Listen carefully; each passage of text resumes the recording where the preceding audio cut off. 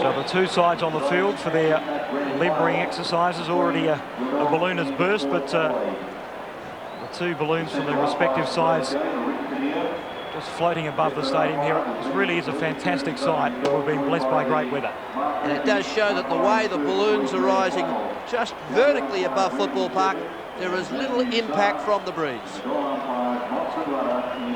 And shortly we'll be listening to the vocal talents of Kate Ceberano, Australia's most celebrated vocalist of recent times. There's Nicholas Chigwidden, who was a great player in the second semi off the bench, and also Brett Dean. Well, they're two players that I actually coached in the Till Cup for South Australia about 4 years ago. They've made their way into the team slowly. That's something that Glenelg have done. They have a development program. They lift the side with their juniors, and look at the Magpies. Don't they look big in black and white? As part of our 1990 Tristuthi, a big job, number 17. We expect the post to Scotty Hodges. Mr. Cool in the back pocket. Gibbs from Western Australia, Mr. Cool. And the stage is set. Here's Kate Ceberano, one of the leading vocalists in Australia, promoting our game here.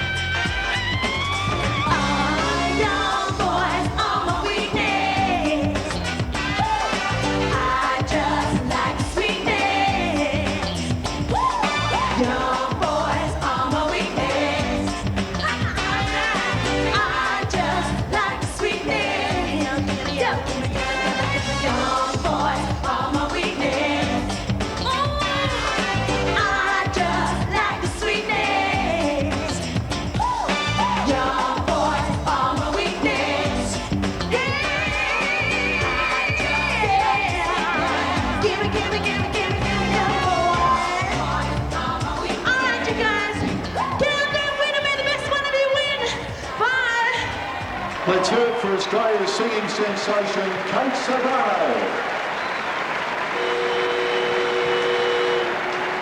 And isn't she sensational? Kate Ceberano, jazz, popular music, whatever. She's a fantastic vocalist. And the atmosphere brewing for the 1990 Grand Final. The umpires going through the pre-match ritual. And obviously the crowd, Daryl, on edge. No doubt. Well, the individual players have had a good chance to calm down. Plenty of time while Kate Sobrano was singing to get a feel out the weather conditions, and individual players shooting. That was Brett Dean. He was offline, but he's getting the nerves out of his system. What would Johnston be feeling, Daryl? Well, he's missed the most recent grand final, and he would be very, very keen to be there and represent his club. Adrian Setri getting his chance today. Nicholas Chigwidden. Two small players there, Dean and Chigwidden, and he's hit form with a vengeance, Daryl. And Nick Chigwidden will probably come onto the field in the third term, I would imagine. Chris Millican, #1 in importance for the Tigers. And we see Jack Odie, the legendary figure. You'd know him pretty well, Darryl, making his way to the middle. Well, he was my coach for 13 years. Jack coached for 37 years in football. He coached West Adelaide for 4, he coached Norwood initially for 12, and Sturt for a record term of 21 years. And of course, he holds the record in Australian football throughout the land for 10 premierships. And he's shaking the hand of Russell Johnston, who won last year's Jack Odie medalist for the best on ground in the grand final. Well, a great moment for Russell, but a great moment for the master coach himself. Everyone respects and admire Jack Odie. So the two captains make their way to the middle for the toss of the 1990 grand final. Umpire Rick Kinnear in his 4th grand final. Umpire Mark Mackey officiating in his 1st.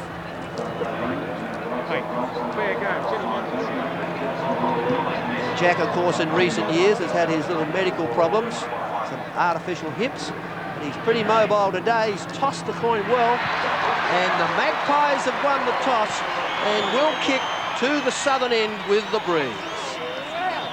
All right, off you go. Smile from ear to ear from Jack Odie. He's helped off by 2 lovely young ladies. Whoops. Oh, it gives me a great thrill to see Jack Odie on Football Park. The medalist today who wins his award has really done a big job for his club. Yeah, I'll go. Which way do you want to go? I think Jack is chatting them up too as he comes off the oval. A great honour for the master coach. So with 10 premierships, Jack Odie gets a roaring applause from the members as he walks off. And the players limber up. We're only minutes away from the opening bounce. And welcome back to sing the national anthem, our very own Kate Sobrano.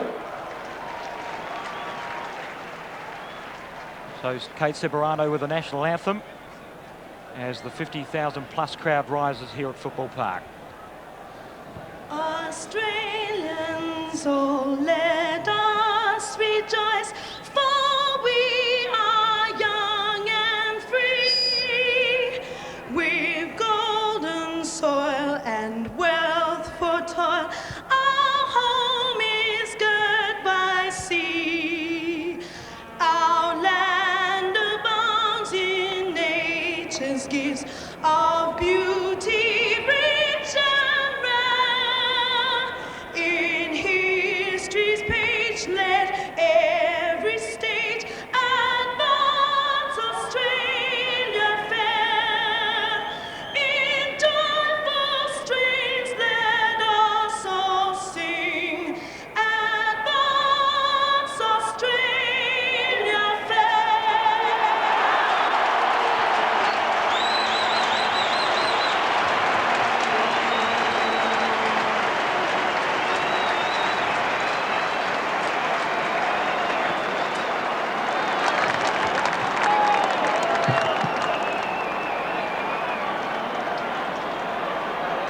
And the two sides go into the huddle at their respective centre half forward positions. There's Paul Hallahan, who midway through the season, Darryl, was in the seconds and he was labouring there. Considering going home, but a little bit of confidence from the coach. Ross And Gibbs, now number 2. Chris McDermott, just those last couple of words for the team. Glenelg pretty keen to get out there. The Magpies, significant day. And the last few words coming from the runner. You always concentrate on 1 or 2 basic points. It's win the first one, hit hard, concentrate on each ball as it comes.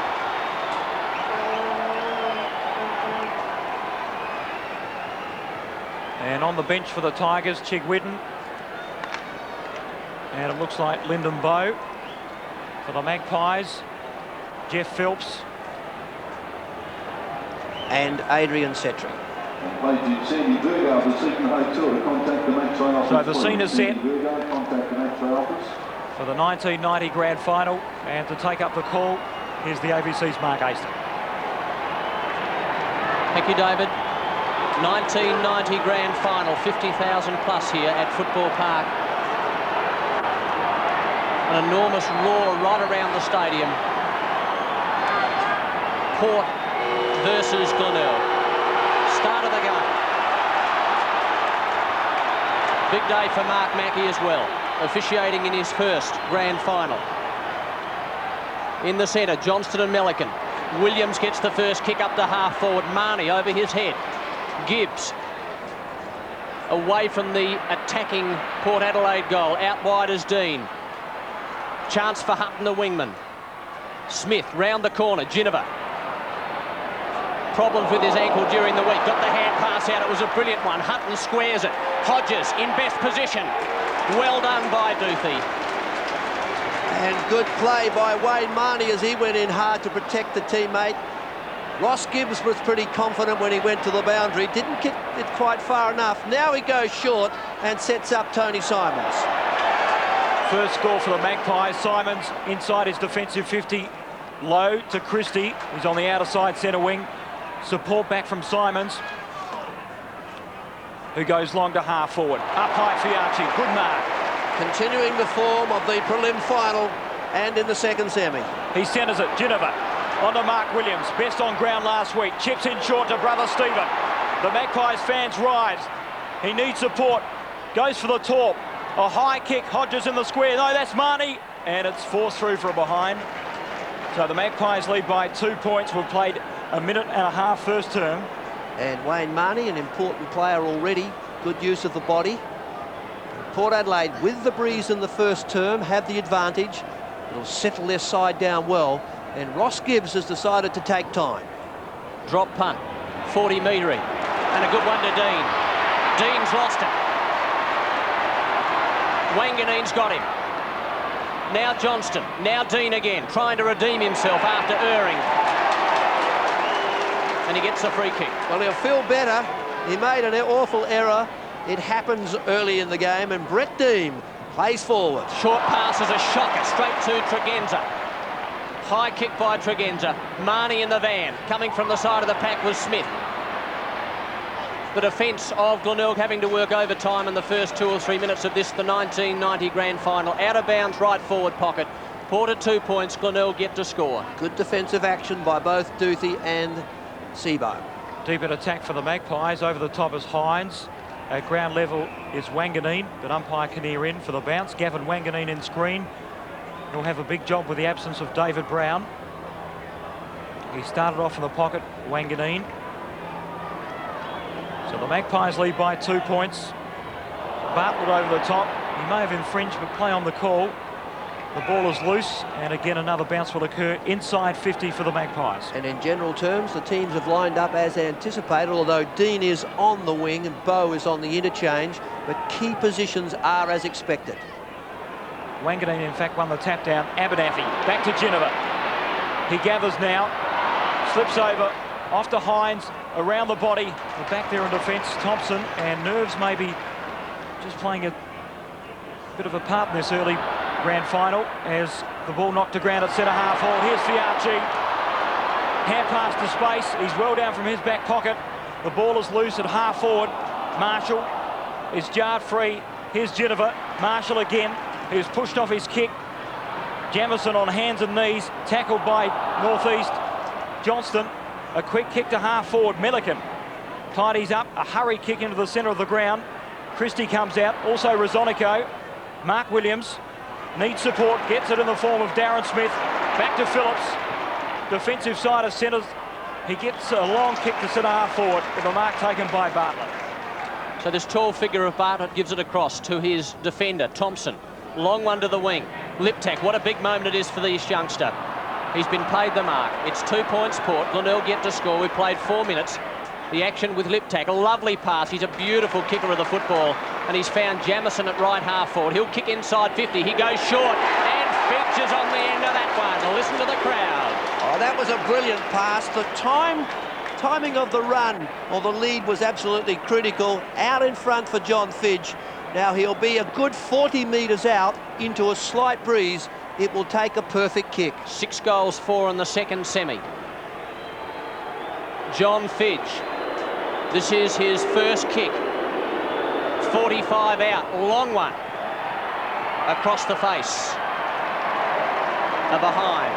Glenelg 1 point, Port 2 points, and we've played almost 5 minutes. Now Stephen Williams is on the half-forward flank. Wouldn't be surprised if Bruce Abernathy is playing man-to-man with David Marshall. There's the huddle of players, and now they'll begin to fan out and create some movement. So here's Paul Rosonico. Favours the grandstand side. Phillips up high. Forced to ground. Here's Mansell. He's dangerous. Outside 50. Looks for Fidge. From behind Rosonico. The Magpies with the numbers. Here's Mark Williams. Deep inside his defensive 50. Long kick searching for Hutton. He's up high, but good work there by Dean. A free kick on play, and it'll go to David Hutton on the outer side centre wing. And he is a very courageous player, David Hutton. We saw the clash with Darren Jarman last week. Tremendous stuff. Port lead by 1 point. Hutton goes long to half forward. Stephen Williams tries to knock it to ground. Darren Smith off the ground. In there is Marnie as well as Hynes. The umpire hovering, and he'll bounce. Umpire Rick Kinnear combining with Mark Mackey today. Well, we're almost 6 minutes in. It's time to take a deep breath. The players, the first team to settle down, will get a big boost. Port lead by 1 point. It's 2 points to 1.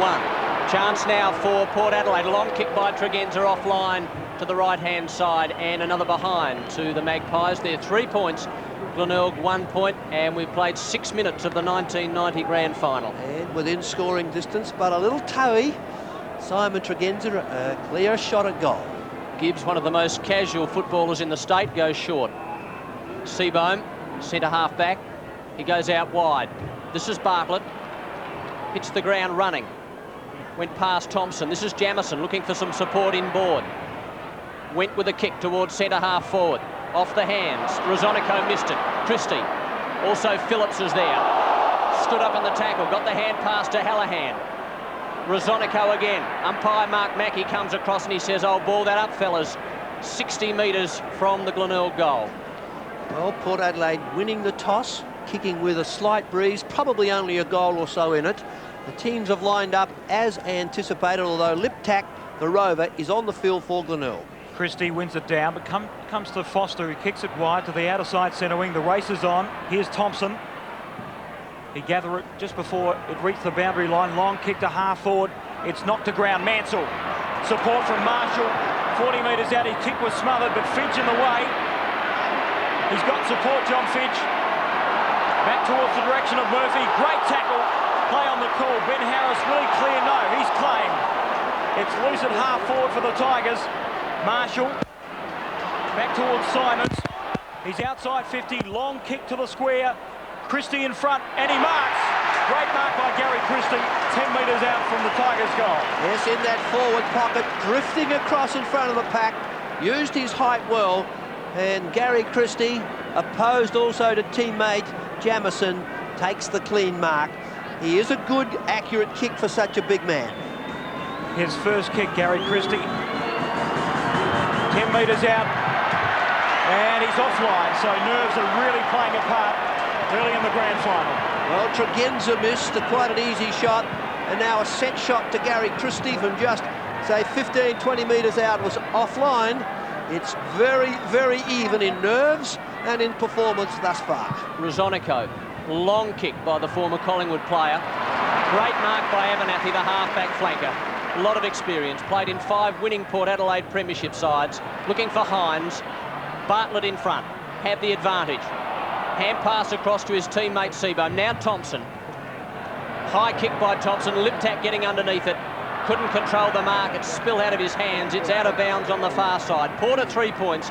Glenelg 2 points, and we've played 9 minutes. Well, even the fans now are time to take a deep breath. Almost 10 minutes in, things begin to calm down. Melican won it down to McDermott. A hurry kick. Here's Fiacchi. Well claimed by Dean. Off the ground. Good work there by Johnston. Melican in there as well. Knocked on by Smith. Here's Hutton. Wanganeen. Oh, he's met heavily. Play on the call though. Bartlett is forced out of play beneath the scoreboard, which shows the Magpies hold a 1-point lead. Quite legitimate stuff. Gavin Wanganeen leaving himself open as he was running for that ball. No incidents yet. Concentration is on the ball. It's in between centre wing on the outer side and the half-forward line. Marnie is tackled, but again umpire Kinnear intervenes in the bounce. So just outside 50. We're approaching the 10-minute mark, and the Magpies, the reigning premiers, lead by 1 point. Comes down to Ginnivan. He's got some space. Support from Tregenza.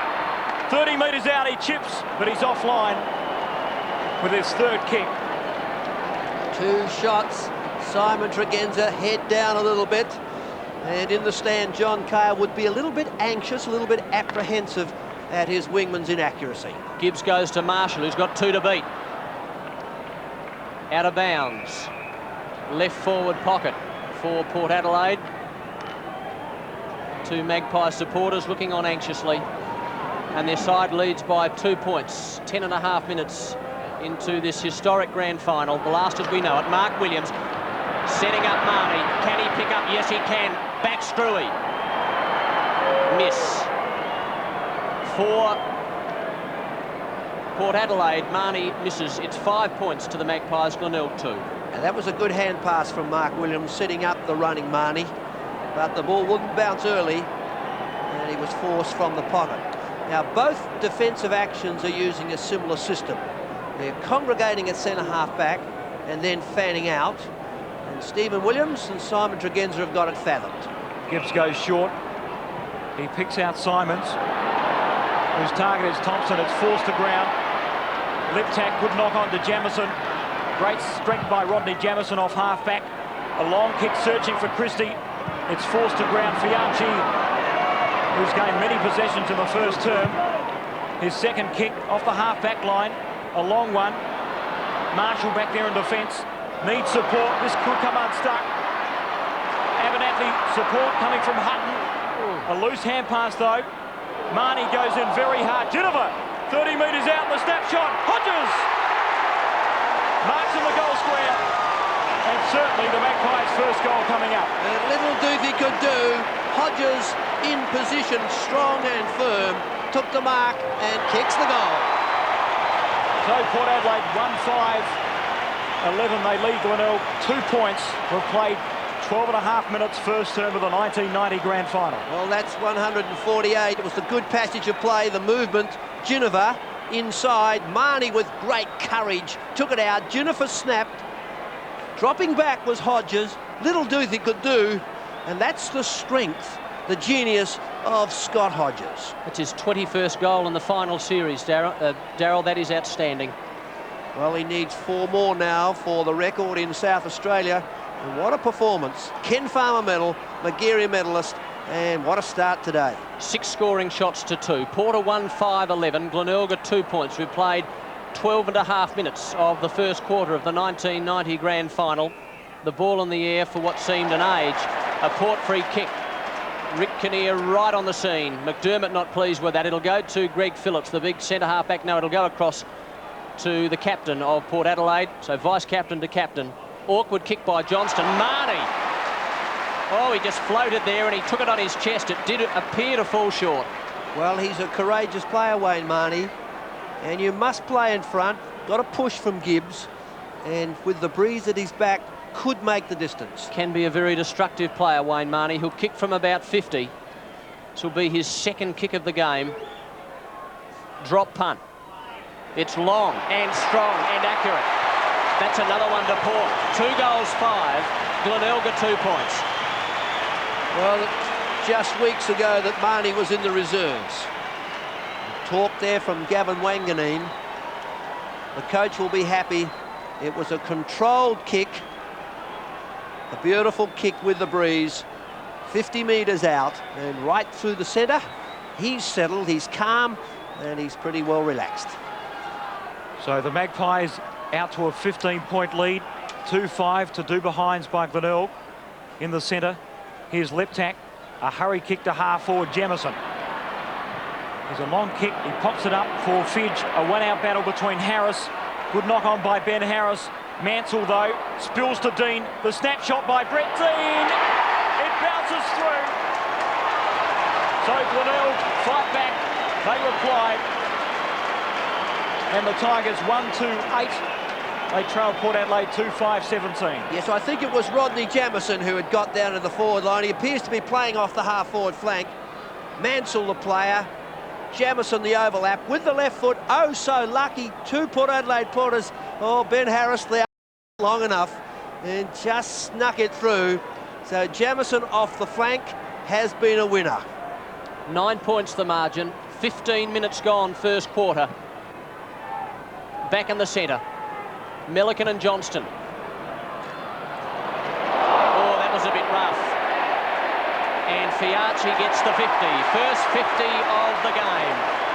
Well, it's a final. Perhaps a little high. He did arrive late. And umpire Kinnear, the experienced umpire, no hesitation in awarding 50. Attacking side of centre now is the back pocket player for Port Adelaide, George Fiacchi, his third kick. It's a pretty good one too. It'll land well inside 50. Big pack, no one able to take an effective mark. Liptak can't get clear of the tackle. Eventually McDermott, the Glenelg captain, tries to get the hand pass out, not successfully. And there'll be a ball up about 25 metres away from the Port goal. Well, Port the territorial advantage for most of the quarter, but yet only the 2 goals they've been inaccurate. Deep in the Magpie attacking zone, there's Salisbury. He's a tough customer, along with McDermott, but another bounce will occur. So what they've done, Jamison to the half-forward flank, Salisbury to defence, and Dean on the wing. Magpies by 9 points. Milliken knocks it wide. Here's Geneva, though. He's not showing any effects of the injury. And the bounce will occur 30 metres out from Port Adelaide's goal. 2-5-17 Port. Glenelg 1-2-8. 16 and a half minutes in the first term. Milliken won the tap again. Here's Liptak. Touch of the fumbles, though. In defence is Bartlett. He's met heavily, but fair. And the boundary throw in at left half forward. And the game itself has been very fair. The concentration has been on the ball. 2 professional sides. And the breeze, if any, is favouring the southern end of the first term. Liptak is tackled. It's jarred free. Marshall a knock on to Seebohm. Here's McDermott. On towards Milliken. It came unstuck though. Marnie doing some heavy body work. He'll get the free kick. It was well earned. A very late tackle applied by Chris McDermott. Yes, he came in late. Marnie's done a lot of valuable work. He got in under, stole the ball for the Magpies, and McDermott just a little bit undisciplined. And Marnie would be great value in this situation. He's a very rugged customer. He's booted one, 70 metres out. The target is Hodges, who have the fly to the back of the pack. Here's Gibbs around the body, looking for support at half-back. It's knocked to ground. McDermott clears well to the outer side centre wing. Fiacchi underneath the ball, but it's knocked towards the boundary line, and it's out of play on the far side wing. Well, the defensive side tacking there. Fiacchi a long way down from his back pocket, and he is, of course, an attacking defender. The Magpies by 9 points. 17 plays 8, 7 scoring shots to 3. Murphy, interesting duel between him and Phillips. Marshall, a high one. Great courage by Dean. The youngster from Robe took a spectacular mark. Long hand pass across, out wide he goes to Seebohm. Hallahan messed that one up. Now Smith got the chance to put Port Adelaide into attack, but no, that was a good smother. Seebohm under pressure. Smith again. Williams. Foster's with him. Out wide it goes. Foster again. Beautifully done. Hallahan receives the hand pass. Short pass. Beautifully done. Liptak, the youngster. Oh, Scott Salisbury, the player who used the hip and shoulder, reversed the play. And now the pass to Matthew Liptak, 35 metres out. He's getting a taste of big-time football, this young man. This is his third kick. 45 metres out. Well done. Well done, young fellow. 2 goals, 2 Glenelg. Liptak gets his first. Quarter 2-5-17. A number of errors. The ball clear. Salisbury through, hip and shoulder. Reversed the play. Hallahan saw Liptak, and the goal was kicked. Well, things are warming midfield came Hodges. Bartlett was there with Duthie.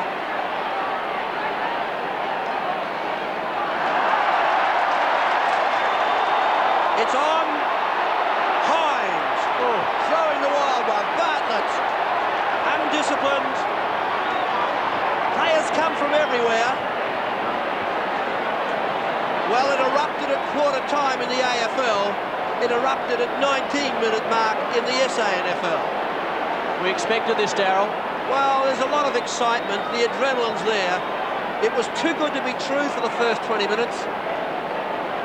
But look at that finger of the umpire in charge. Kinnear stamps his authority on this match, talks to Williams, and back in the centre they go. And it all started with Duthie and Hodges. It's going to be a tight clash. A free kick to Glenelg. They trail by 3 points. Here's Gibbs in the centre.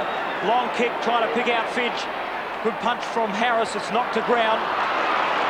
In defence, here's Richard Foster. After half back line, long kick to half forward. Darren Smith. He's got a bit of space. He'll look for Hodges. Now, was that a trip? No play on the call. Hodges looking to recover. He tackled Bartlett vigorously. Great spin by Duthie.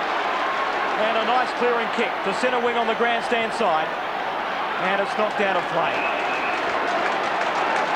Well, the pressure builds. And Rowan Smith. David Brown, two of the players not able to play for Port, taking in the game. 2-5 to 2-2. 20 and 3/4 minutes. First quarter of the grand final. There'll be another ball up in front of the members. Western wing. 50,000 plus here at Football Park, witnessing an historic match. 14 plays 17. The Magpies go forward again. Marnie's got it. Gets the Bronx cheers. He's outside 50. Hodges calling for it long. Now he makes the lead into the pocket. That's the general direction in which the kick goes. He's got 2 to beat though, and that seems to be the plan at this stage. Thompson runs away from Hynes with his 5th kick. Centre wing on the outer side, and Abernathy a great mark, and what a wonderful player he's been. And he is tagging David Marshall in the centre. 3rd kick coming up for Abernathy. It's a beauty. Inside 50. Big pack. Melican the 1, 2, 3 grabs, and the big ruckman's got it. Both the ruckman dropping back to try and block up the square in front of Hodges. Melican to the outer side. It's forced to ground by Marshall. Here's Northeast, a bustling half-back flare to centre half forward. Gibbs from behind, Wanganeen onto Marnie, who chip it short to Tregenza. Now he's got a player loose in Darren Smith. And great combination by the Magpies. Well, Wayne Marnie has been the significant forward. It's on again. Darren Smith was clear. There's a lot of pressure with Salisbury down, lost a boot. Darren Smith now over the top, Stephen Williams. And Darren Smith's looking across and saying, what's happening? I got the shot for goal. Well, he wants to concentrate. Oh, he's lost 50 metres. Walk-in goal to the Magpies. The umpire, Rick Kinnear, is in charge.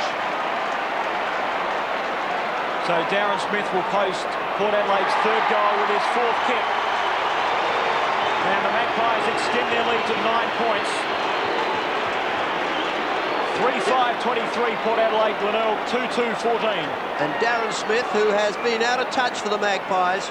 Marnie, the kick getter, wide to Tregenza, lifted the eyes and saw Darren Smith, his centre half forward, alone.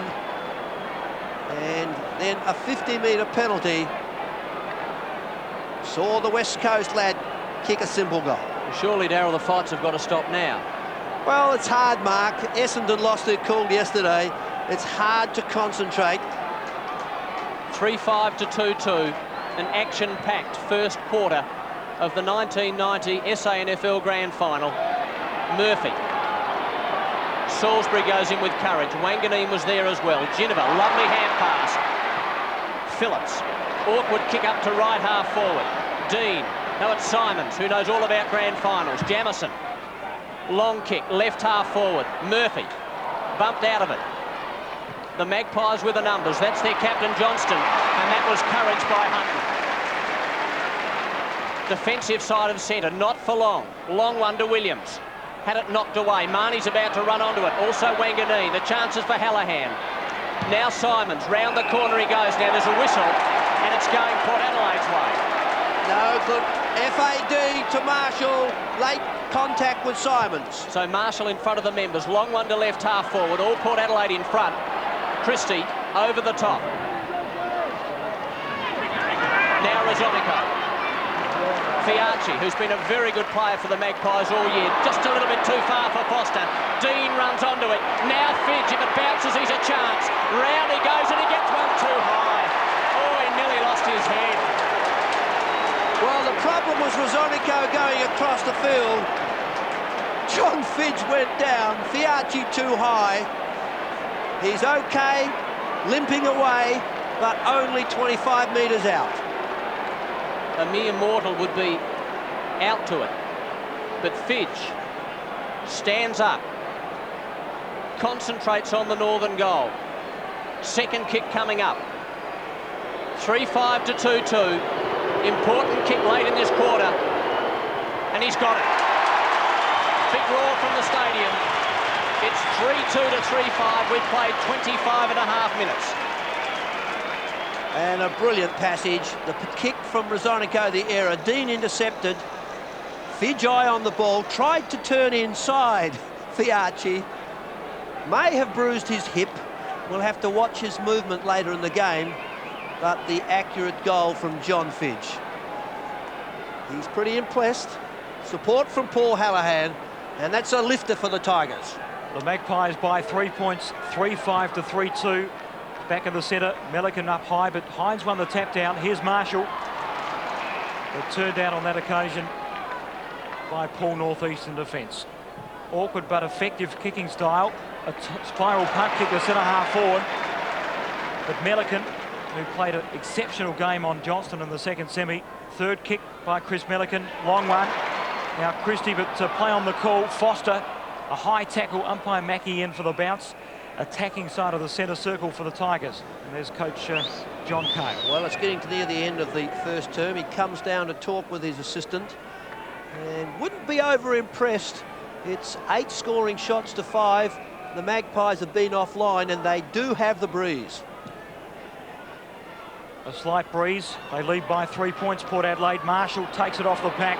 He kicks to open space. Fidge leads out. Harassing is Phillips. Mansell overran it. Here's Harris, he did well inside his defensive 50. Oh, Mark Williams, great courage, he stood his ground. That's what you have to expect in finals. Coming back, David Marshall got there late. Williams, third kick, up towards right half forward, Jamison. Here's Stephen Williams. A hurried one to half forward. Salisbury comes out. Support out wide from Doothy. The overlap, here's Bartlett.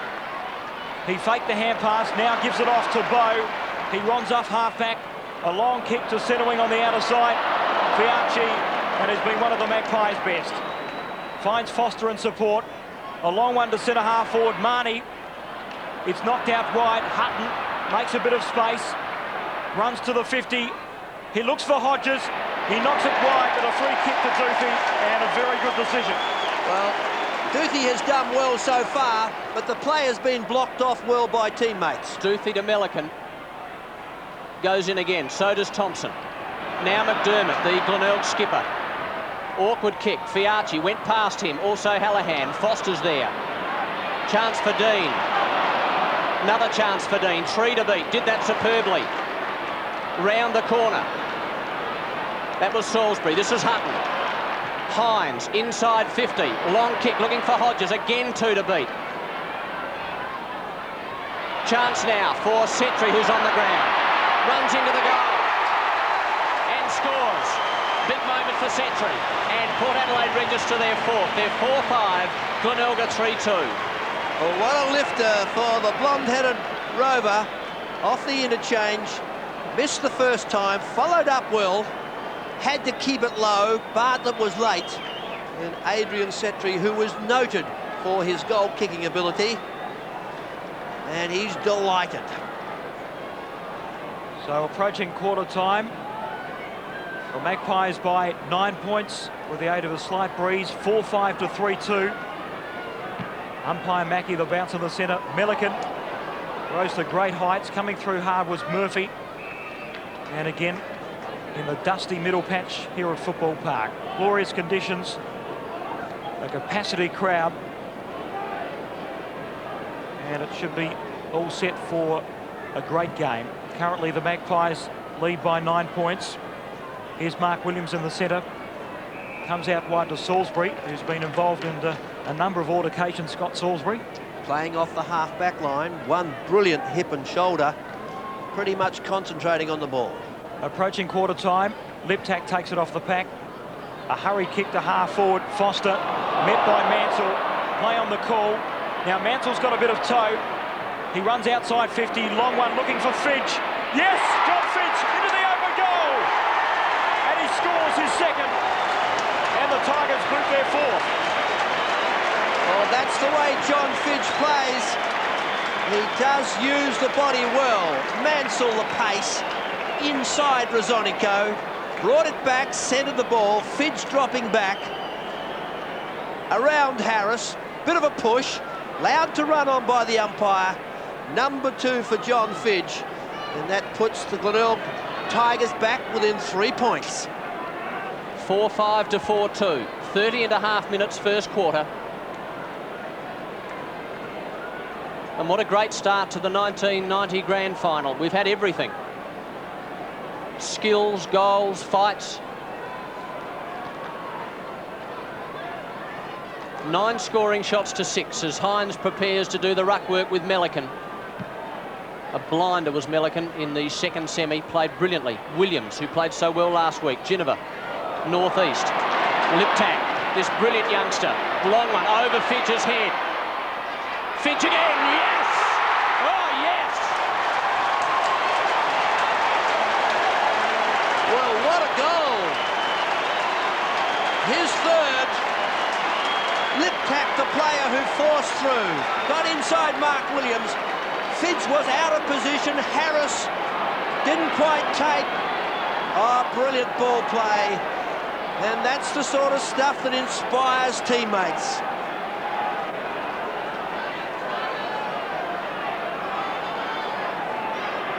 So Glenelg edge back. They hit the lead 5-2-32. Port 4-5-29, 31 minutes gone. Opening term. Here's Simons. A long one to centre half forward. Port Adelaide with the numbers. It's forced to ground. It's not wide. Chance here for Murphy. He's met heavily. Rosonico looks for support. Abernathy off the half-back line. A long one to right half forward. Coming through well is Seebohm. And he'll be content to see the ball over the boundary line. Good defensive tactics. And they have done it well, Duthie and Seebohm. It's a long first quarter, a number of incidents, and a lot of energy sapped from the players. Attacking side of centre wing for the Magpies. Setri off the interchange bench, and he knocks it out of play. He's, of course, kicked one goal, Adrian Setri. But Glenelg currently lead by 3 points, 5-2 to 4-5. Smith and also Melican. It's not quite to Seebohm. The Tigers stream into attack. Could be a free kick at centre half forward to Murphy, but not forthcoming. Swimming on the loose ball is Lyndon Bowe. Does the full circle. Here's Hallahan. So Glenelg surge forward once again to half forward. Liptak, no, not the mark. Phillips in defence. Draws the player, looks for Rosonico. And he'll clear, but not before the siren for quarter time. And at the first break, Glenelg lead by 3 points. 5-2-32 to Port Adelaide, 4-5-29, and a brilliant opening quarter, Daryl Hicks. Well, it was. It had everything. It had the excitement, it had the nerves, the errors, and it had John Fidge, who stamped himself on this game with 3 goals. He kicked his first at about the 20-minute mark, his second late in the quarter, and of course the third goal, which is a brilliant one against Ben Harris, really gave Glenelg that little bit of an advantage. So 3 points up after a really top and vigorous quarter. So just checking the quarter time score once again. And Glenelg 5-2-32 to Port Adelaide 4-5-29. The Tigers leading by 3 points. And Coach Graham Cornsdale would be well impressed about the way the Tigers fought back in the latter part of that term. Yes, Port Adelaide had the territorial advantage for the first half of that quarter. The ball was in their end. They had the breeze. It's probably not a significant breeze, maybe worth a goal and a bit, but Glenelg from about the 23-minute mark came back well with Fidge dominating. And Daryl Hodges, it's noticeable he's got 2 or 3 to beat always. Yes, they've done it well. Duthie's playing in front whenever possible. Bartlett's dropping back when the ball comes in slowly, and they've bothered them up. They've blocked it up to prevent Hodges an even run at the ball. Well, it seems to make so much of a difference. If Hodges gets off to a great start, Daryl, it's always a real confidence booster for Port Adelaide, but not on this occasion. Yes, do you think it could work against them? Well, like any player, confidence is the key. And John Fidge, who has really imposed himself. Ben Harris may be a little slow, may lack the agility. Well, Daryl, John Fidge with 3 goals that term. Let's have a look at his performance at full forward. The last of his 3 goals in that term, and he used his body to perfection against Ben Harris. Here's Northeast. Look at the pressure from Glenelg. Lip-tack the quick kick, and this is brilliant play. Fidge, eye on the ball. Harris, not quite the agility. The snare. Oh, that is really an inspiring goal from Fidge. And his mobility and body strength would be worrying Coach John Carter at the moment. I think he would have a contingency plan, and he could use a smaller, more mobile player, maybe the likes of Rosonico. He doesn't want to use Abernathy, I don't think. Abernathy appears to be taking David Marshall man for man. There were 1 or 2 little changes. Jamison is playing off the half-forward flank. That frees up Salisbury to the half-back line. And Stephen Williams has gone to the half-forward flank with Abernathy covering David Marshall in the centre. And Daryl, one word has to be mentioned for Matthew Liptak into the side at the expense of Clayton Lamb, who's injured, and he really has played a very good first term. Well, that's the way it goes, isn't it? They say good luck is when ability takes advantage of opportunity. And Matthew Liptak certainly has had the ability and has used his good luck. Okay, let's now cross to John Robinson. No, in fact, he's not quite ready for a comment at ground level. Glenelg 5-2-32. They lead Port Adelaide 4-5-29 at quarter time. And let's now cross to John Robinson at ground level for a quarter time comment. Yes, thanks, David. Yes, we're down here at ground level. It's been a very exciting event. There's a lot of hard body clashes happening out there. No doubt about that. Only 1 replacement during the quarter. That was Johnson off when Setri came on, straight into the fray and kicked a goal. Johnson appears to have a bit of a leg injury, but I think he was being rested, and Hynes sort of jumped right into the action when he got on the ball. But certainly a great effort by Glenelg. They're still against, well, they were against that slight breeze. To be 3 points in front now is certainly a grand effort from them. They all did it in time on period when John Fidge, of course, got 2 of those 3 goals that he got for the quarter. But from Port's point of view, I think the fact that they had probably 65-70% of the play is probably good, and Coach John Cale at quarter time suggested that they have to keep that forward line open much more because they're not getting the most efficiency out of what they're doing. And John, at ground level, from up here, it seems as if the flags have changed around.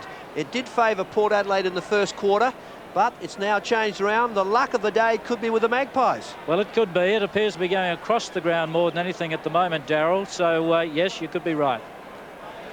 Start of the second term, 5-2 to 4-5. Glenelg in front by just 3 points. An action-packed first quarter. Big Chris Melican and David Hynes doing the ruck work for their respective sides. Start of the second term, big roar from the crowd. 50,000 here, 5-2 to 4-5. Melican and Hynes. Comes to the side, went past Wanganeen, goes in again. Hallahan hovering, Marshall, nice hand pass to Thompson, away from his half-back line. Inside 50, that was almost a good mark by Northeast. He was running the same way as the football, they're always awkward. Fiacchi, hand pass was a little loose. 2 Glenelg players, one of them is Dean, he had a good first quarter. So did Jamison, long kick. Big pack, no, just Harris, Rosonico. Now Phillips, having to marshal his defenders. Foster, away from the half-back line. He's bounced twice. Liptak tries desperately to catch him. Foster goes very long. Over there is Tregenza.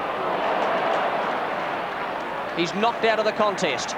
Now Simons, little short pass. It's just a little too wide for Marshall, and it's out of bounds. Well, that was read by John Seebohm. From centre-half back, he left Darren Smith to try and take Tregenza out of the play. The Tigers lead by 3 points. Melican, who played a good first term in the ruck, knocks it to ground. Here's Stephen Williams. Wanganeen. Now a push in the back. No. Umpire Kinnear says a bounce at centre wing on the outer side. And full credit to the umpires. They put themselves in charge. Was electric halfway through the first term, but they're back in charge. Attacking side of centre wing for the Magpies. McDermott nearly has his head knocked off. The advantage played as Hallahan streams forward to half forward. It's knocked wide. Liptak. Gee, he played a first good term, or good first term, I should say. Comes wide to Mansell, inside 50, and the kick is poor.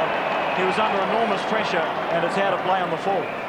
Well, it doesn't quite go the way it's planned in finals, does it? Darren Mansell, who is a very good, deliberate kick at goal, with that right knee bandaged very heavily too, Darren Mansell. This is Ben Harris, back from the Brisbane Bears. From the back pocket, good-looking kick, plenty of distance. Simons read that well.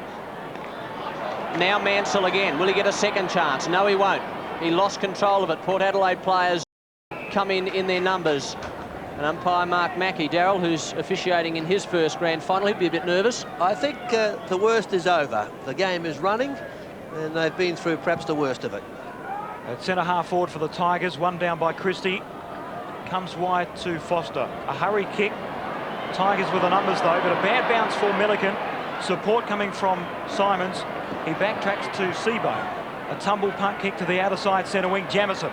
He got a bit of turn of pace, Rodney Jamison. Long kick to right half forward. Christie up high. Oh, great mark, Gary Christie. He flew far too early. Support out wide from Hallahan, but a poor hand pass. Intercepted Mark Williams off to Rosonico, and the Magpies clear. To the grandstand centre wing, the race is on. Hutton versus Dean, coming in as Thompson. He needs support. It's jarred wide to Setri. Here's Ginniver. Backtracks to Abernathy from the standing starter. High kick to centre half forward. Wanganeen up high. He couldn't get the mark. McDermott is tackled heavily. Marnie out to Hutton. He's outside 50. Hodges has space. He snaps. Scott Hodges to the vacant goal square. But it's across the face. It'll stay in play as Simons mops up in defence. And he clears looking for Milliken. He's at half-back, and a torrid mark to Chris Milliken in front of Darren Smith. And the Port Adelaide little men haven't been sighted. Wanganeen and Ginniver not in this game, and late was Darren Smith. Milliken's fourth kick meant for Christie. Now Mansell, who's getting a lot of touches in this quarter, kicks inside 50, northeast, under enormous duress. Fiacchi comes in to try and mop up. Jamison's with him. Fidge was lurking and just wanders back to the goal square. And there'll be a throw-in left forward pocket. 5-2 to 4-5. And the movement of Rodney Jamison to that half forward flank has paid off. He's been a good kick getter with 8 kicks and a good first term from the half forward, once a defender.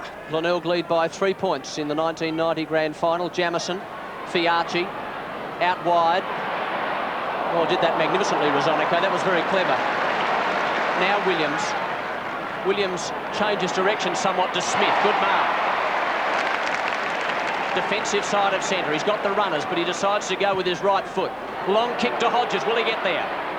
Only on the first bounce. It wasn't a good one for him, as it turned out. Bartlett's there. Now Hutton. Duthie. And Rick Kinnear right on the scene and right on the 50-metre line. And they really have shut Scott Hodges out so far, Darryl. Well, in particular, they've used Bartlett close to Duthie to assist him. He's only got the 2 kicks so far for the 1 goal. Left half forward for the Magpies. Ross Gibbs in defence. To the grandstand side. Abernathy read beautifully off hands. A long kick. Now Hodges on a long lead. But into the space, Bartlett. And that is a ploy. Fly 2 against Hodges. And you've got a better chance. Sweeping hand pass. Here's Dean. The shepherd from Simons. Brett Dean. Off centre wing, long kick looking for Fidge. And he marks inside 50, a long way out. And he's taken his 3rd mark. 5 Well to space, too fast for Harris. And now the movement to Tony Simons, who had overlap from centre wing. Simons, busy protecting Dean, continued to run to the pocket and set up the pass. And Tony Simons' 9th kick coming up, as we saw in the second semi. He has been a prolific possession gatherer on his centre wing, Tony Simons. 30 metres out on the angle, but he's a very good shot for goal, Tony Simons. Deliberate performance, chips. On this occasion, he's hooked it, and it's offline, so a wasted opportunity for the Tigers. Glenelg 5-3-33, Port Adelaide 4-5-29. And that clash between the two speedy wingmen, Simons and Tregenza, is interesting. Tregenza's had a lot of touches. He's had 5 kicks and about 2 hand passes, so both are busy. Williams gives away the free kick. Simons again. Squares it to centre half forward. Big pack. Hynes, Dean, Hutton. Can't pick up. And there'll be a ball up inside 50. It's 5-3 to 4-5. And we played 7 minutes of the second term. And played at this rate, the last term of the last quarter, fitness is going to be critical. So the Tigers by 4 points. McDermott off to Hallahan.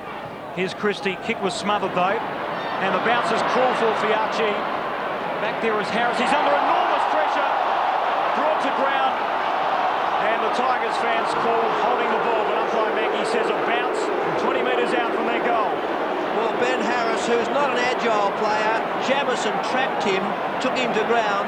Liptak couldn't get the ball clear.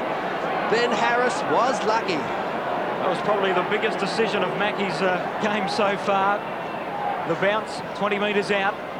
Christie over the top is Hynes. Jamison the snap. Oh, that was spectacular off the back by Rodney Jamison. And Christie, that was a set play. The tap over the top, and Jamison snapped it on the boot. So at the moment, Glenelg just a little more confident, and Port needing to be defensive. Yes, Darryl, 5 points this margin now to the Bays. Long one by Rosonico. Phillips sandwiched. Simons, who's getting a lot of touches. Little short pass. It was just a little bit too far for Mansell. Mansell's got the pace. Now he overruns it. And Fiacchi, who's a very good back pocket player. Good kick. Tregenza draws the player, gives it to Wanganeen. We'll lose this young man to Essendon next year. And he runs away from Salisbury, who was put out of the contest. Short pass, looking for Smith, not successfully. And Ross Gibbs, that was brilliantly done by the defender. Not so good, though, the kick.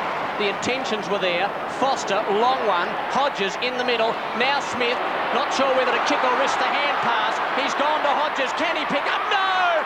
Oh, no! Indicative, Darryl. Well, Robert Thompson ran from half-back. The luck was against Hodges. It wouldn't come up. Tomo was there. So 4 points in at the Tigers lead. A free kick to Milliken and half-back on the outer side. He has dominated so far. Significant player for 5th kick. To centre wing on the outer side. The pack flies up high was Murphy, and he'll be paid the mark, Michael Murphy. His first kick, he did the job on Phillips in the second semi. A long one, looking for Marshall.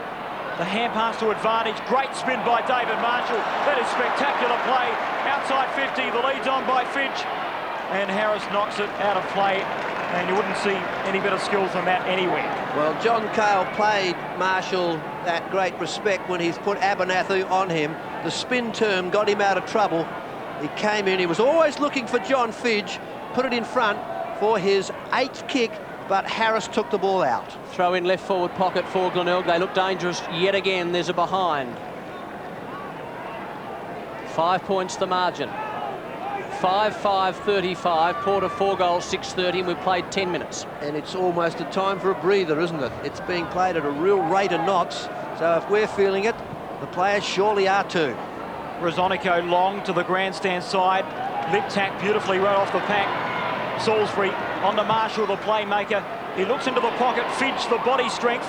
It's knocked to ground. Hallahan, the snapshot. Will it take the leg break? No, it doesn't. And it's out of play. And interesting fact here, Darryl, the flags have virtually turned around. And the breeze, I would say, is favouring definitely the northern end. Yes, they went to the south for the first term. But as sometimes happens at Football Park, mid-game, The breeze now across. A shot from McDermott. Oh, can't take your eye off the play. A minor score only. And Glenelg inaccurate, but looking dangerous.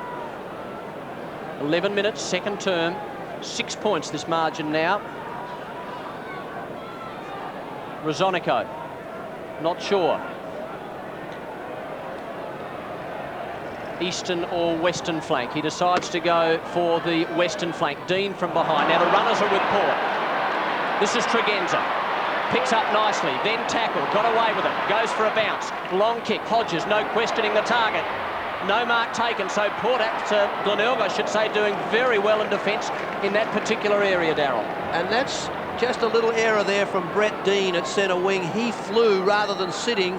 The ball over the back, and Tregenza gave Hodges a chance. So Glenelg by 5 points, 5-6 to 4-7. Short pass falls on the arms of Simons. His 12th kick, Tony Simons, long to Jamieson. Rodney Jamieson, his 11th, so we've just picked out 2 of the key possession winners for Glenelg. A long one by Jamieson, and it's forced out of play in front of the members here at Football Park. And the Tigers lead by 5 points. But the scoring shots, despite the fact that Glenelg appear to be on top, are equal. Hynes over the top. He did it well, lost possession. Murphy over the ball, but umpire Mackie in for the bounce. And again, Port Adelaide, many of their players almost unsighted, but yet they're still in this game, just 1 kick behind. 11 scoring shots by the Tigers. To Glenelg's 11 as well. The Tigers lead by 5 points. It's at the true centre wing position. And a very tough and torrid first term. We saw a number of clashes. Things have settled down. The 36 players are into the footy a bit more this quarter. It's jarred wide, Mark Williams, but umpire Mackie again intervenes. And just reflecting on the job Glenelg defensive players are doing on Scott Hodges, really does show on the scoreboard, Darryl. Yes, it does. If he can kick 13 goals in a final, he's obviously critical. Just 3 kicks, one of those was off the ground. And so 1 goal, and he's under pressure. 5-6 to 4-7. Glenelg enjoy a 5-point lead. We've played 13.5 minutes of the second quarter. Christie was looking for a long hand pass. He collided heavily with Hutton.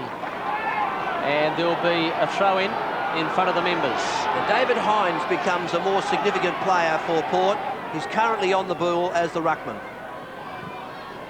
Salisbury, no one to give it to. Marnie, who did a couple of good things early in the first quarter. High one, good mark. Seebohm, very good defender for Glenelg. Unobtrusive, goes wide to Marshall, who's been a very good player for the Bays this year and for many years. His 10th kick coming up, left footer. Fidge on a long lead. Lovely kick, Fidge unable to complete the mark. Good work by Harris. Out of bounds, left forward pocket. And the beautiful two-sided play of David Marshall. He turned onto that left foot, but Harris was with Fidge. And the Tigers lead by 5 points. It's on the outer side. Here's Foster, overran it though. Chance here for Hallahan. Lays it off to Marshall, long one. Now Fidge will have the fly. Oh, big leak by John Fidge. Lip tack, dangerously lurking. Wanganeen was tackled high. The offending player was Michael Murphy, and he'll get the free kick. Gavin Wanganeen in defence. Straight through, Wanganeen to ground, clearly a free. Fiacchi off the half-back line long. A fist away though by Seebohm. Here's Ginniver. He kicks to open space at left half forward. Hodges, the Doothy's done a great job on him. Stephen Williams. The Magpie attacking players under enormous pressure. And the bounce will occur on the 50-metre half circle. And 15 minutes of football in the second term without a major score. And the breeze definitely favouring the Magpies in the second quarter. Doothy spun out of trouble. McDermott has the run of it. He lost his footing. Marnie scooped it out to Ginniver. Ducked the head on many occasions.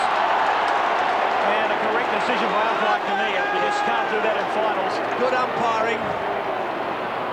Free kick to Ross Gibbs. He tumbles it up to Milligan, but the boundary line wins out. Well, like all finals, it's a game of centimetres, and it's the little things that count: the spoiling, the blocking, the tackling, as well as the statistics of kicks and marks. The Bays by 5 points, 36 to 31. the brilliant Wanganeen. Long one to Hodges, again 2 to beat. Left forward pocket. Williams trying to feed it off to a teammate, and Bartlett goes to the line and over. Well, Alan Bartlett has been the player. He's dropped back, chopped off Hodges' lead, and has competed to assist Duthie. Left forward pocket, Smith. Melican. Hallahan's there with Setri. Thompson. Gibbs. Tries to keep it in play. This will be touch and go. Marnie underneath it. Northeast does the thumping, and it's out of bounds. Left half forward. It's 5-6 to 4-7, 16.5 minutes second quarter. All Glenelg in the first half of the quarter, but no majors, and now Port in their forward line. The Tigers lead by 5 points. Melican knocks it to ground. Hallahan. Here's Seebohm. Mistake with the hands by Dean. High tackle though, unseen by the umpire. Well, Brett Dean can count himself unlucky there, Darryl. Yes, he slipped and went to ground. Ball wouldn't bounce for Brett Dean, and he covered it well. Not paid. Marshall in defence for the Tigers, looks for the safety of the boundary line. First to it, though, will be Jamieson in front of Northeast. It's kept in play by Rodney Jamieson. Here's Hutton.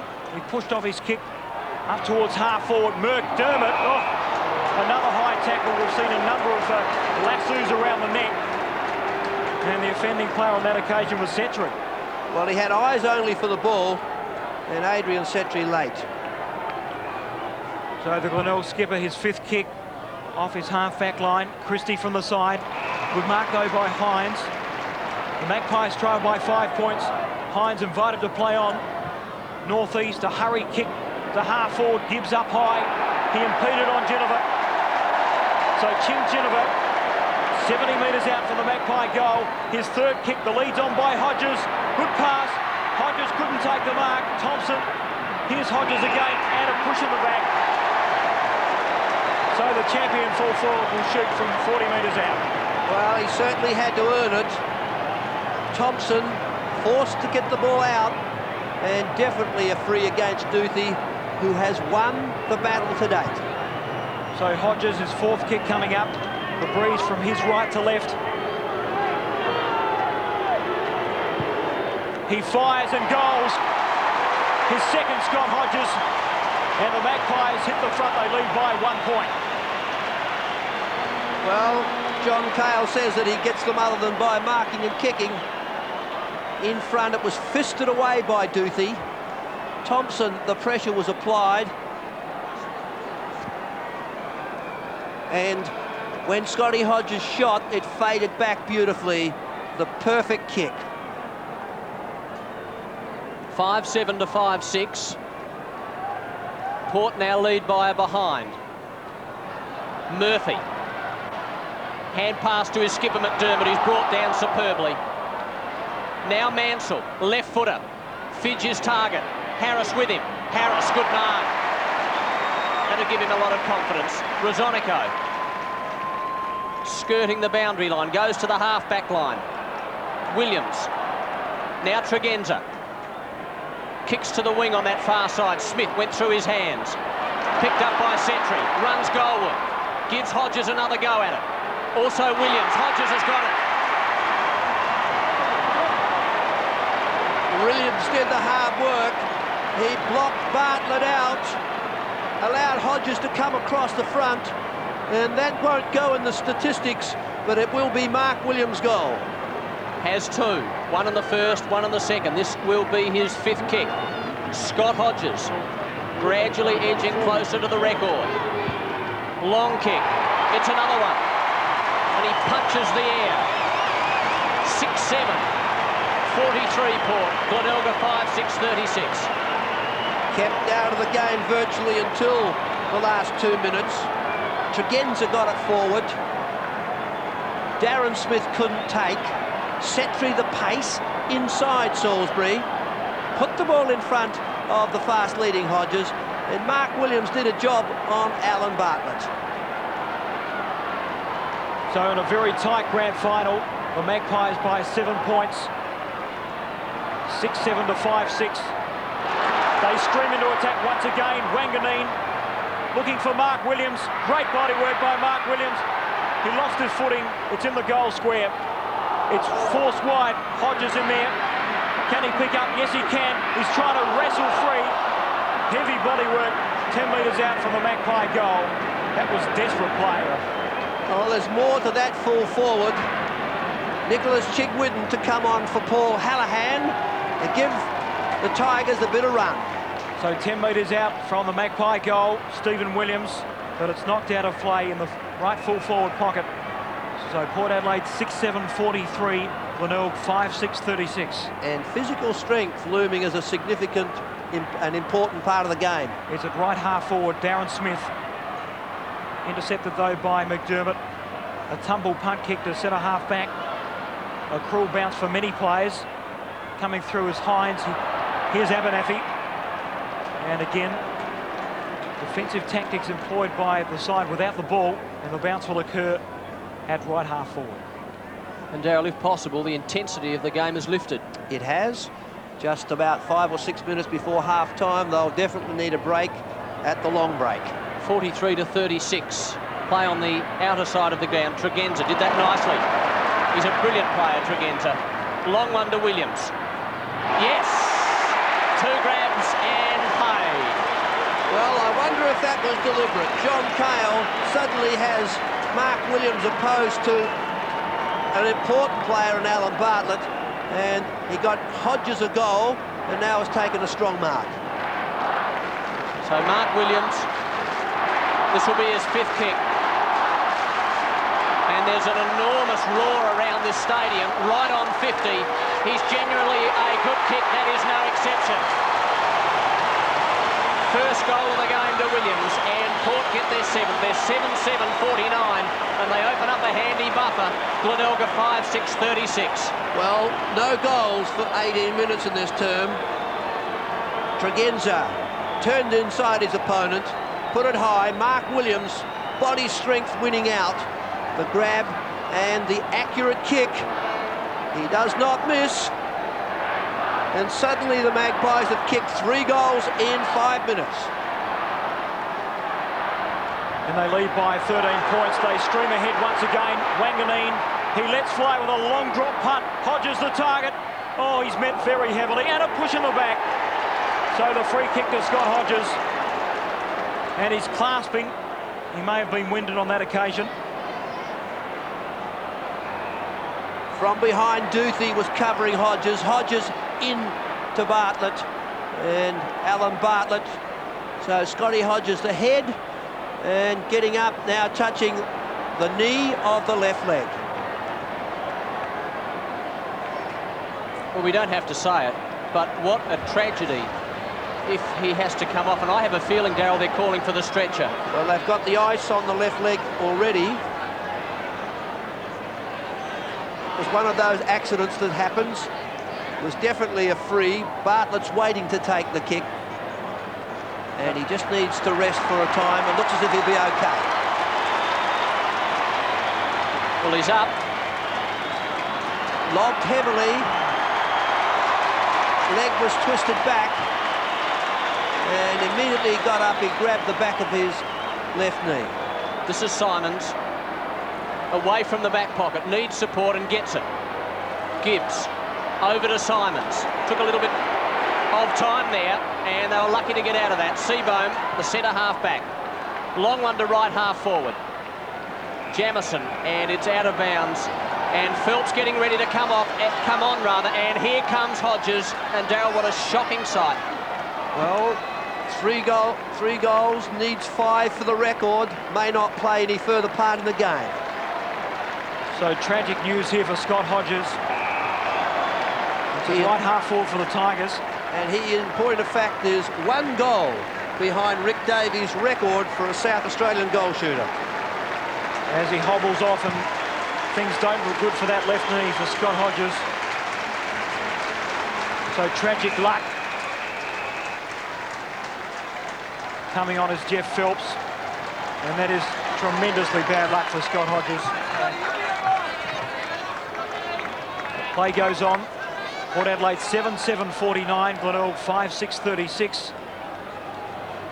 Grandstand centre wing, we've played 25.5 minutes, second term. Fiacchi in defence for the Magpies. Yard free. Liptak onto McDermott. A high tackle. And the Tigers skipper will kick from right half forward. Too high the tackle. A long one. Chigwidden on the ground. Coming through is Fidge. He's tucked away in the pocket. The snapshot to a vacant goal square. Murphy! What a mark! At fingertip level. And you can liken that to a slips catch. Well, Fidge to Murphy, who has almost been unsighted today. Fingertip grab. He's only had the one kick so far, and he'll be shooting for goal, looking for his first from about 15 metres out. So we're approaching half-time. Michael Murphy on the angle, but only 10 metres out. He chips, and he goals. His first. And Glenelg boot there, sixth after 27 minutes, second term of the 1990 Grand Final. Well, how the luck of the game can change. Chris McDermott put the Tigers forward. Fidge was out of position. Christie was there. Nick Chigwidden tried to force clear. And Fidge, who worked hard, centred for Murphy, who took a finger-tipper, a real slips catch. And well done, Michael Murphy. 7-7 to 6-6, 27 minutes second quarter. Abernathy from mid-air, inside 50. Now Phelps has got to be his target, or Ginniver, because Phelps is at full forward. Sentry, this could bounce through. It has! Talk about luck.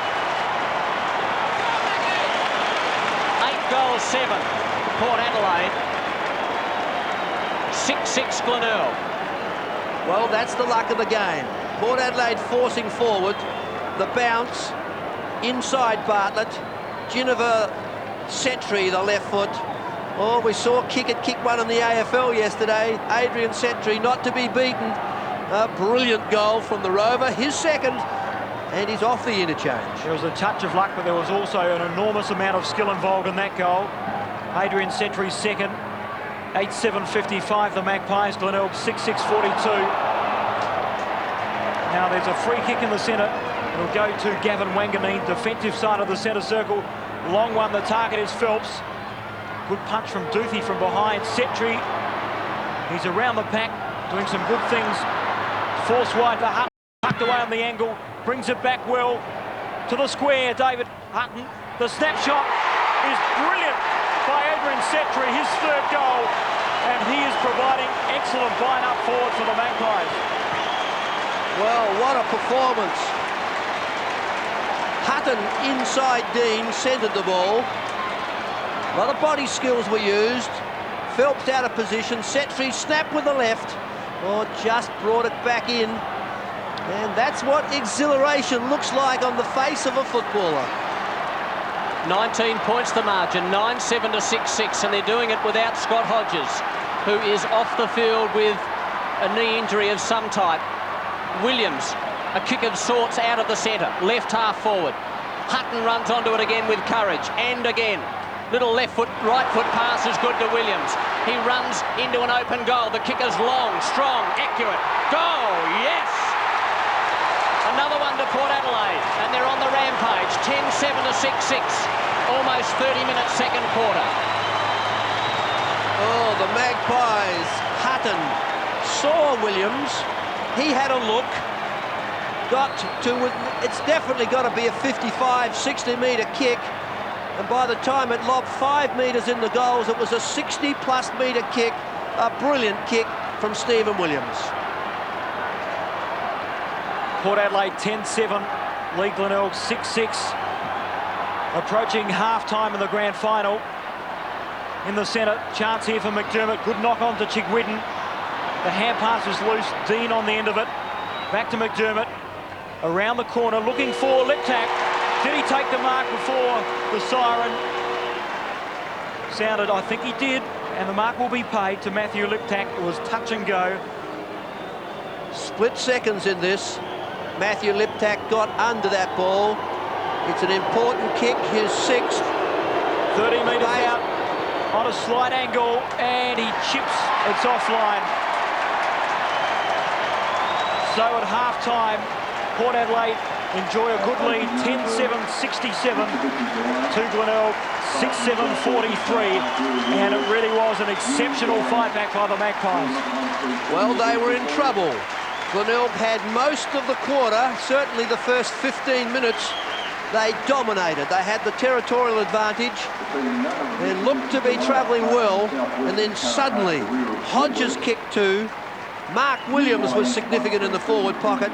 Setri on the ground kicked his second and third, and then Stephen Williams snared at least a 65-metre goal, which really put the Magpies on the run. So at half-time, Port Adelaide 10-7-67, Lee Glenelg 6-7-43.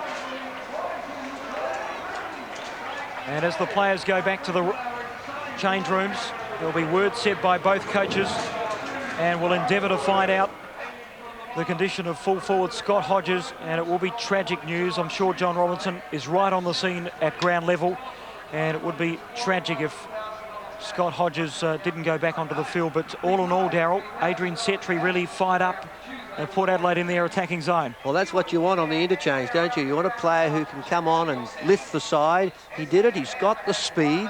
He kicked a nice goal to start with in the first term, and then suddenly those two snaps. If we look at Scotty Hodges, isn't it fate interesting? He kicked 3 goals. He is 1 goal short now of Rick Davies' record. He's made 150 and goes down with a knee injury, which of course can ruin a career.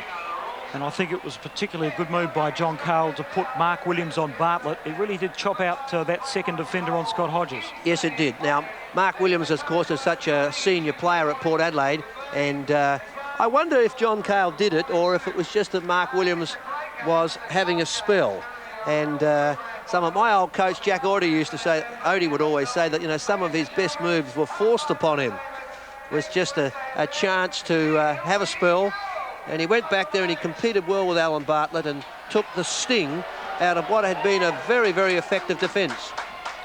So at half-time in the grand final, as we look at Scott Hodges' injury, and it's a tragic thing for the full forward. As we go to full forward, the kick was long by Wanganeen.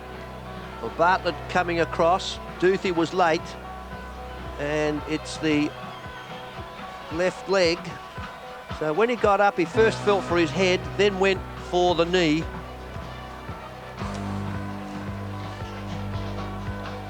No spite in that, Darryl.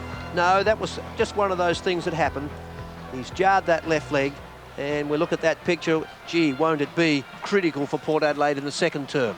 So at half-time, Port Adelaide 10-7-67.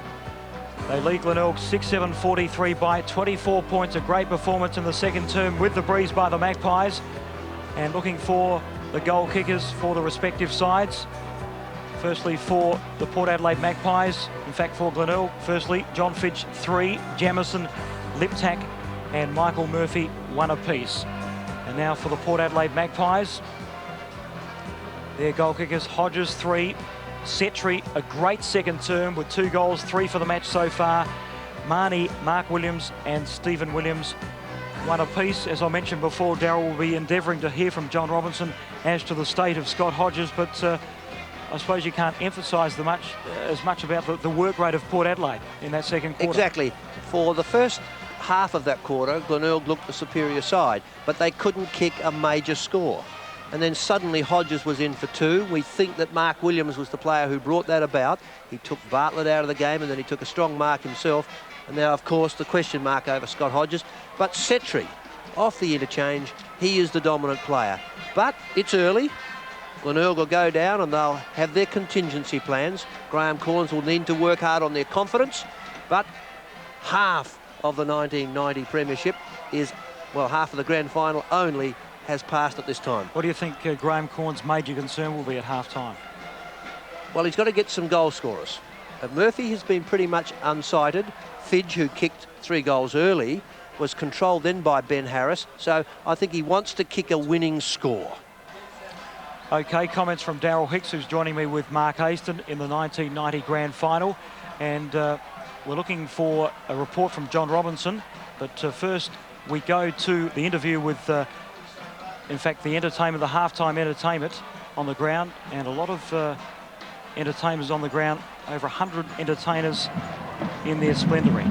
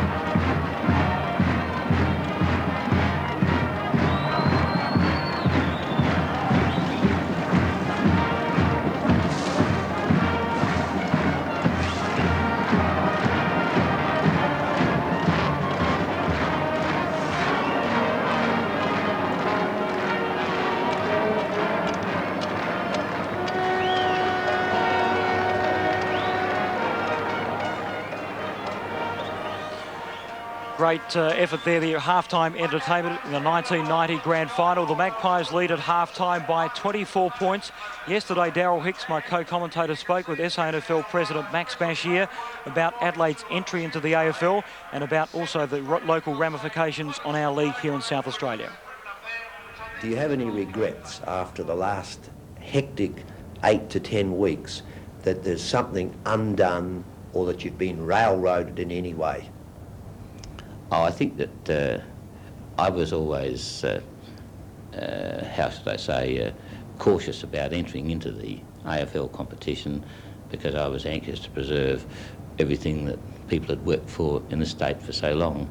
But I think that once the decision was taken, it's important that we address it, and it's important that we do whatever we can to make sure our competition survives and also that our team is successful in the AFL. Such a lot has happened in such a short space of time. Are you happy with the compromises that you've made since the conditions laid down originally for entry in 1993? Yes, I think that what you must do is you must look at the matter in real monetary terms, and the original proposal was for us to pay $4 million up front, and we'd have had to service that loan and had to repay the principal and interest on an annual basis. That would have cost about $750,000 a year. In this way, we've paid a down payment of $250,000, and our next payment will be $750,000 at the end of the 1991 season, and that'll be taken out of the dividend that's due to us, so we won't have to find that money. In real terms, you know, paying it over 10 years, it's about $1.5 million that we'll be paying, so that's a fairly a good decision, I think. It has always been the prior responsibility of the SANFL to attempt to protect the club football and the grassroots junior football in South Australia. Are you happy that you have achieved these aims? I think it was important that our league controls the licence that issues in the state, because we've always taken the view that the body which holds the licence controls the game in the state, and with the league involved in it, even though it'll be an independent board that operates the company, the money will flow back to the clubs, to the grassroots level of football, and it was so important that that happened. Will the funds available to the Adelaide Club make us competitive in the national arena, and have any sponsorships been offered to the Adelaide Club at this time? I don't think any funding is ever easy to raise, but there's been an enormous amount of interest already displayed by corporate people that want to be involved, and that's an encouraging sign. I think one of the difficulties is that in your first year, with the salary cap of $1.4 million and signing on fees, it's going to be a struggle to keep within that area to retain the top players, but hopefully after the first year it'll be a lot easier. The clubs will have big impacts on their sponsorship. Do you foresee that the arena advertising and the major sponsors will be difficult for the current clubs to achieve? Yes, certainly. I think that to be realistic, we've really looked at an effect of about 50% across the board in sponsorship, membership, attendances, and I think that's being reasonably careful, because in Western Australia they decided on a 30% effect when they did their sums, and it turned out to be 50, so I think it's better to err on the conservative side. So how many matches do we expect will be played at Football Park, and what returns will those receipts bring to the domestic clubs in South Australia? There'll be 11 matches played in Adelaide, and naturally all of them will be at Football Park. I understand that there'll be 3 night games and the rest will be day games. The stadium will be let out to the AFL at the ground manager's rental of 25%, which will flow back to our league. We will get the benefit of catering, the benefit of car parking, and the benefit of the concession areas will flow to the SANFL, so that we're hoping that with the diminution of crowds which we would expect in our domestic competition can be more than compensated by the AFL matches which will be played there. And in the feasibility studies that would have been projected, what have you assessed the average attendance to be at a home game? We've worked on the figure of about 24,000 people. Well, Max, if Port Adelaide win the 1990 premiership, will you have any misgivings about making the presentation to them? The only thing is I hope I can be heard, because I'm not looking forward to walking out there. I think that I won't be the most popular fellow in the Port Adelaide camp, but you know, I've been doing it for a little while now, Darryl, and I think I can handle it. Max Bash here with Darryl Hicks yesterday. Now to ground level, and John Robinson joins me now. John, what's the state of Scott Hodges? Well, it's difficult to tell. It's a very closed shop down there in Port Adelaide, and of course they're now back on the ground. The news, of course, is that Scott Hodges did re-emerge from the tunnel.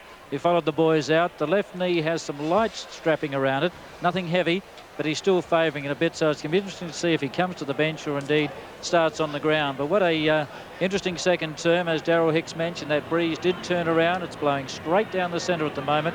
Probably worth 2 to 3 goals to that northern end. So Port Adelaide have had the advantage of it for 2 quarters, and of course if it stays that way they're going to be able to come home with the third. So this third term, which is just approaching, is going to be terribly important as far as the Glenelg effort is concerned. It's been a very tight game, of course, boys. It took 12 minutes in the first quarter to get a goal, then 18 minutes in the second, and in the second term it was Port Adelaide, and they managed to string together 3 quick ones between the 18 and 22 minute mark. And of course, after Hodges had left, had a little bit of a purple patch, Adrian Setri in particular being very prominent, to come up with some late in the quarter as well to give them that advantage at the moment of 24 points. They're looking good, and I think apart from the fact that Bartlett was filling in front of Hodges previously, they're now starting to get on top a little bit across the centre and making it a bit easier for those forwards. So this third quarter, though, very important for Glenelg. And we'll certainly be watching Scotty Hodges. He had more interest in his shoe. He took his boot off and fixed that up, tightened it up.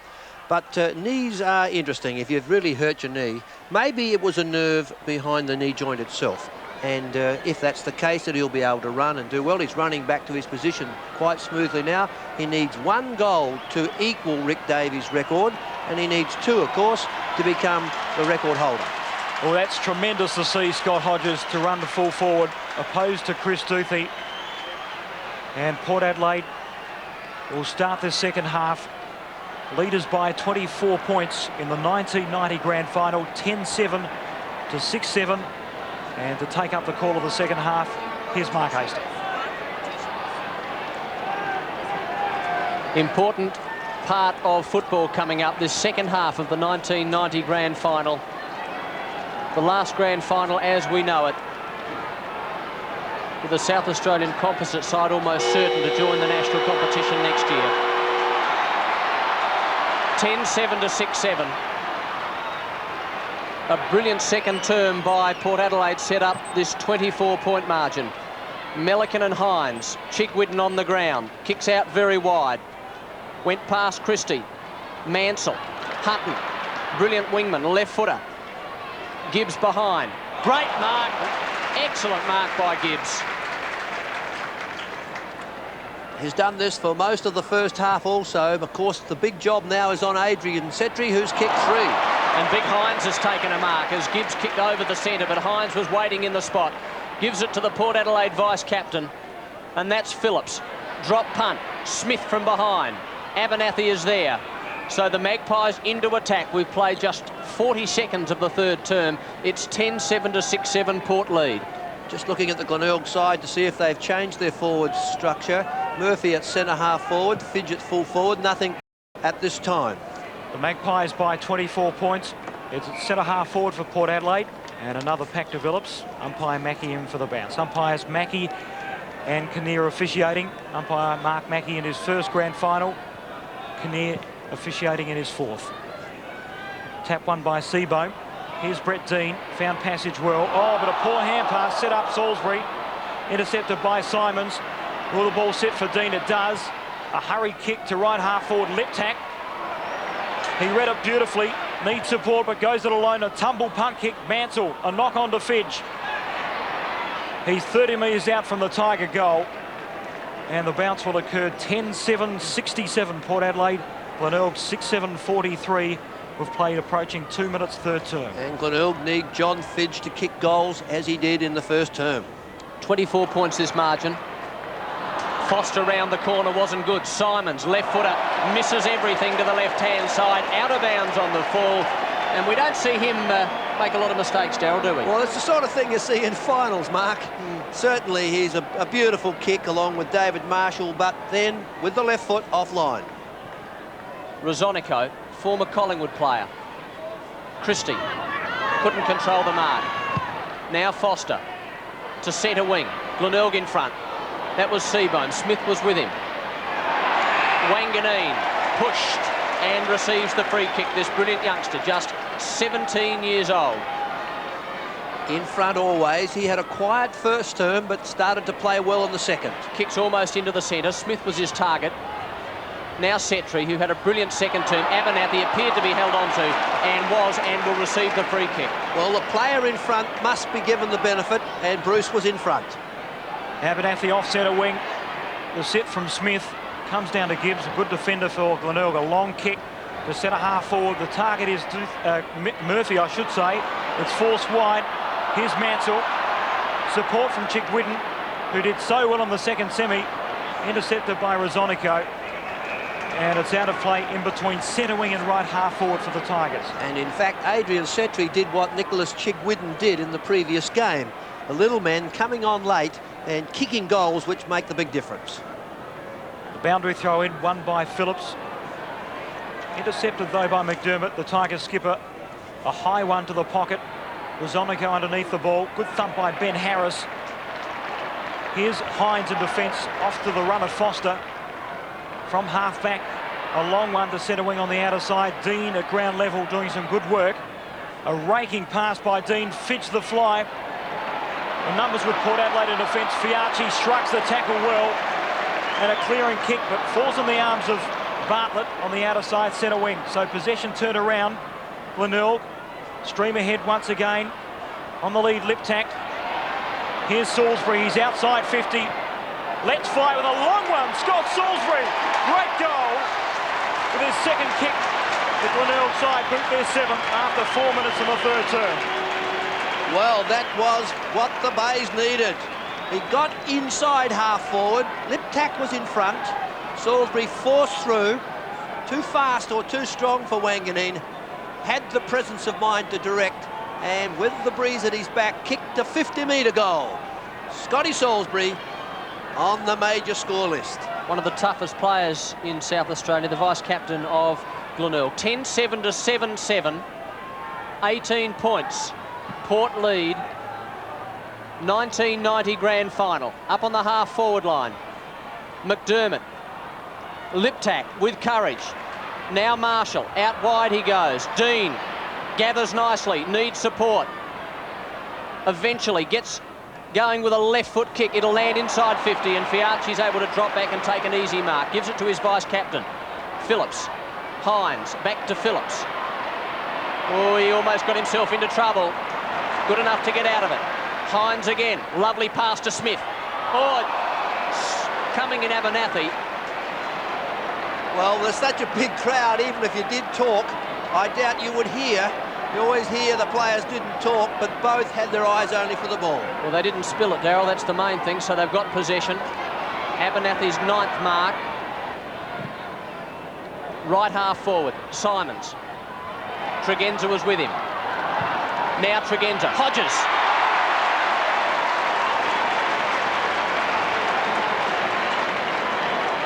And he's certainly getting up a little gingerly. That quick kick forward, we waited to see what his reaction would be. About 45 metres out, it's going to test the left leg. Of course, a right footer lands and leans on his left leg. Has 3 goals. This is his 6th kick, and it's a shocker. And he's disgusted with himself. But that, of course, is what we would suspect with a left leg injury. Offline, out on the full. Port holds sway by 18 points. And Gibbs in defence. He's in some trouble. There'll be a boundary throw in. He took it out of play. It's a technicality, the umpire quite correct. He ran across his mark. Smith, Stephen Williams, brother Mark, Thompson from defence.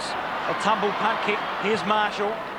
He kicks into the centre of the ground. Melican Lopes in front of Rosonico. Support from 2 players. Dean onto Liptak.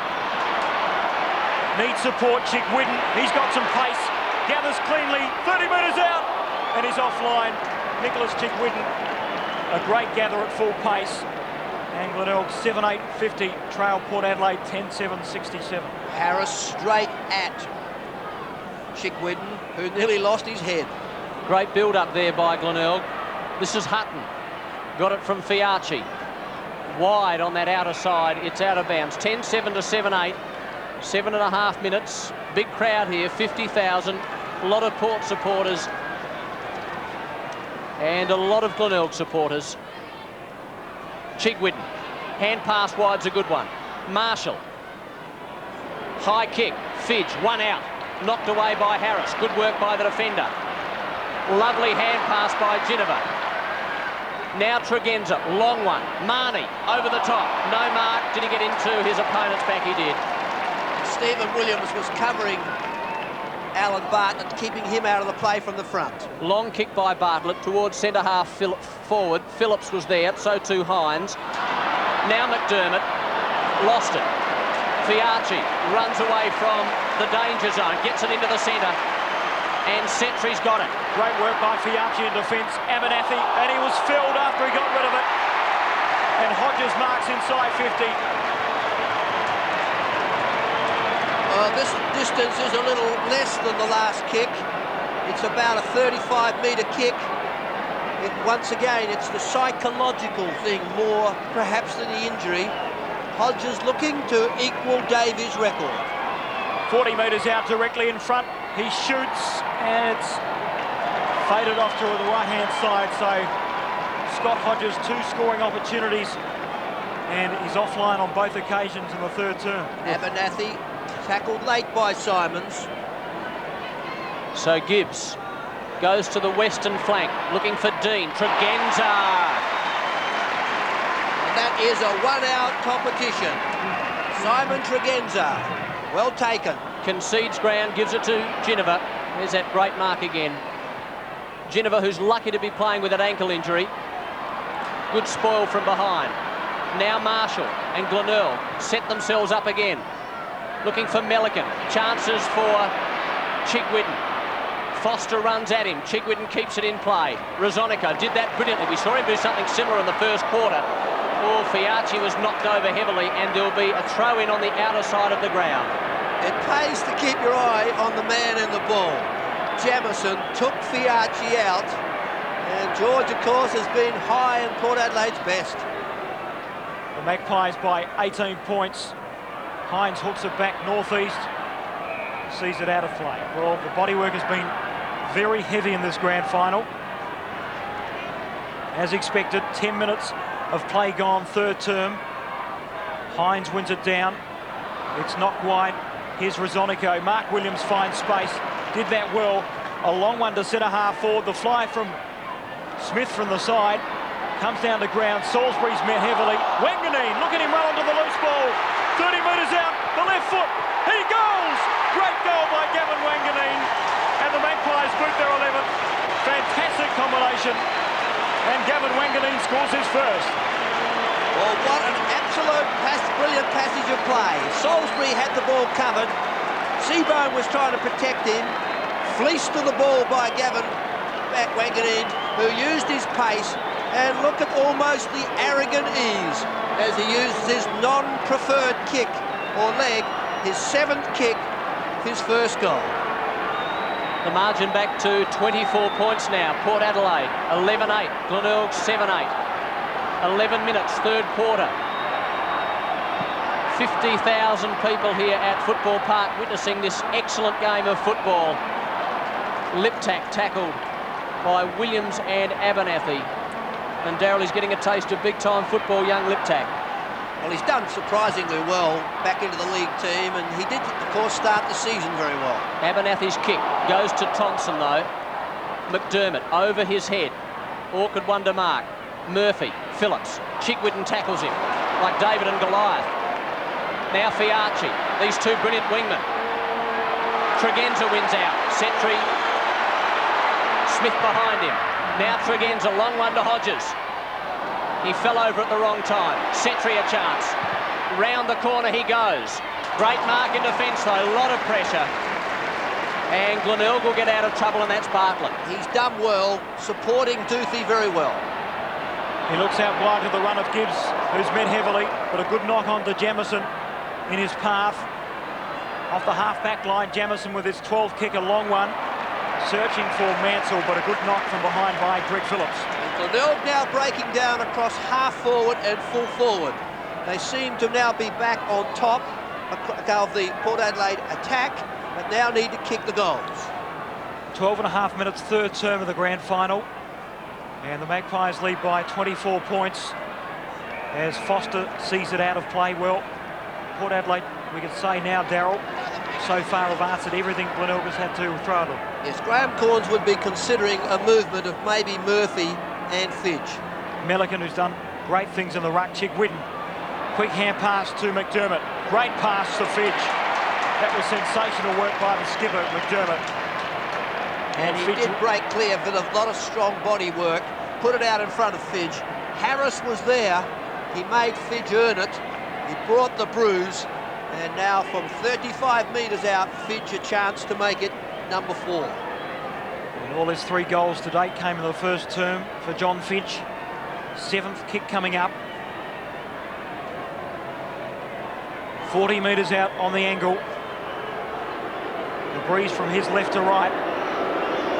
Taking his time, the Tigers trail by 24. Now with the breeze in the third term. Fidge, a good-looking kick by John Fidge. And that's a great goal. He's 4th. And the Tigers edge back the margin, 18 points, 14 minutes of play gone, third term. 2 goals to 1 in the third term. Over the top, Chick Whitten got it to McDermott. He used his strength and a perfect pass in front, but nothing in it for John Fidge as Harris made him earn the kick. So a confidence builder for the full forward. I had just said they need something at centre-half forward or full forward. Murphy's on, Melican to be rested. 11-8 to 8-8. 11-8 to 8-8. 14.5 minutes third quarter. McDermott again shrugs the tackle, but the kick was not good. He was under a lot of pressure, and Phillips has got it. He changes direction. He goes out wide. Hutton was the target. Showed a lot of courage. Got a finger to it as it turned out. Marnie outnumbered, or it was Setri actually. Thompson, good hand pass. Well done. Chick Whitten. Abernathy ran at him. Fidge. Murphy is there as well. It comes to the side. Mansell. Oh, he ran straight into Phillips, and he may as well have run into a brick wall. He showed a lot of courage to attack the ball only, but Greg Phillips showed a lot of discipline. The bear hug applied by Greg Phillips. Out wide to Rosonico. A short pass. He picks out northeast. Draws the player. He's Abernathy. 12th kick off the half-back line. A long one, but ill-directed. That's unlike Bruce Abernathy. As Seebohm looks into the centre of the ground. Simons at centre half-back with his 14th kick. Tony Simons gets around Marnie. He's been a great player for the Tigers. A long one to centre half forward, but again, the skills off the boot weren't that great. Here's Tregenza, defensive side of centre wing. The target is Setri, but the boundary line wins out. Grandstand centre wing. The margin 18 points. The Magpies lead. 16 minutes of play gone, third term. And Alan Bartlett at centre half forward now. The Bays breaking down across their half forward line. 74 to 56. 16 minutes third quarter. Setri just waiting along the side for that ball to come out. Jamieson, a quick kick forward. Fiacchi, we've seen him do some brilliant things in the finals this year, and that was just as good. That was superb. His 11th kick to Hutton is a superb one. And Hutton, the wingman, awkward kick. Hodges the target, can't quite gather. Now he does, gets tackled, brought down. Ginniver, lovely hand pass. Wanganeen runs into the open goal and goals. Another one to Wanganeen. His 8th kick. Second goal to Wanganeen. 12-8 to 8-8. Well, he was controlled for the first half of this game. Hodges fought valiantly. Obviously is a little bit. Ginniver got it clear. Wanganeen just chipping over the hands of Gibbs. His second goal, and again an inspiring play or passage of play from the Magpie. Great work by Scott Hodges up forward, 24 points in it, 12-8 to 8-8. 4 goals. Comes wide, here's Abernethy. Hands it off to Rosonico. Gets around Liptak well. The chip pass was poor though. And Thompson went to play on and checked his initial movement. A long one by Thompson. His 8th kick to centre-half forward. Hutton. Here's Jamison though. Support coming from Mansell. Outside 50, long one. Fidge the target in the goal square. But good defensive tactics by Hynes. And the behind scored. So 23 points in it. 18 minutes gone, third term. And Hynes duplicating what Bartlett has done the far end, dropping back to assist Harris.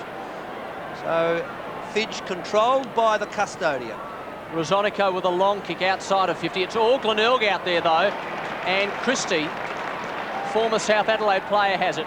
Hand pass quickly across to Dean. Long left foot kick by Dean. Fidge and Murphy. Bang, goal! Murphy has kicked Glenelg's 9th goal. They're 9-9. Port at 12-8, and that was Murphy's second. Well, there was an incident behind that play. A big take by Christie. He got the ball off quickly. Dean got the ball in high.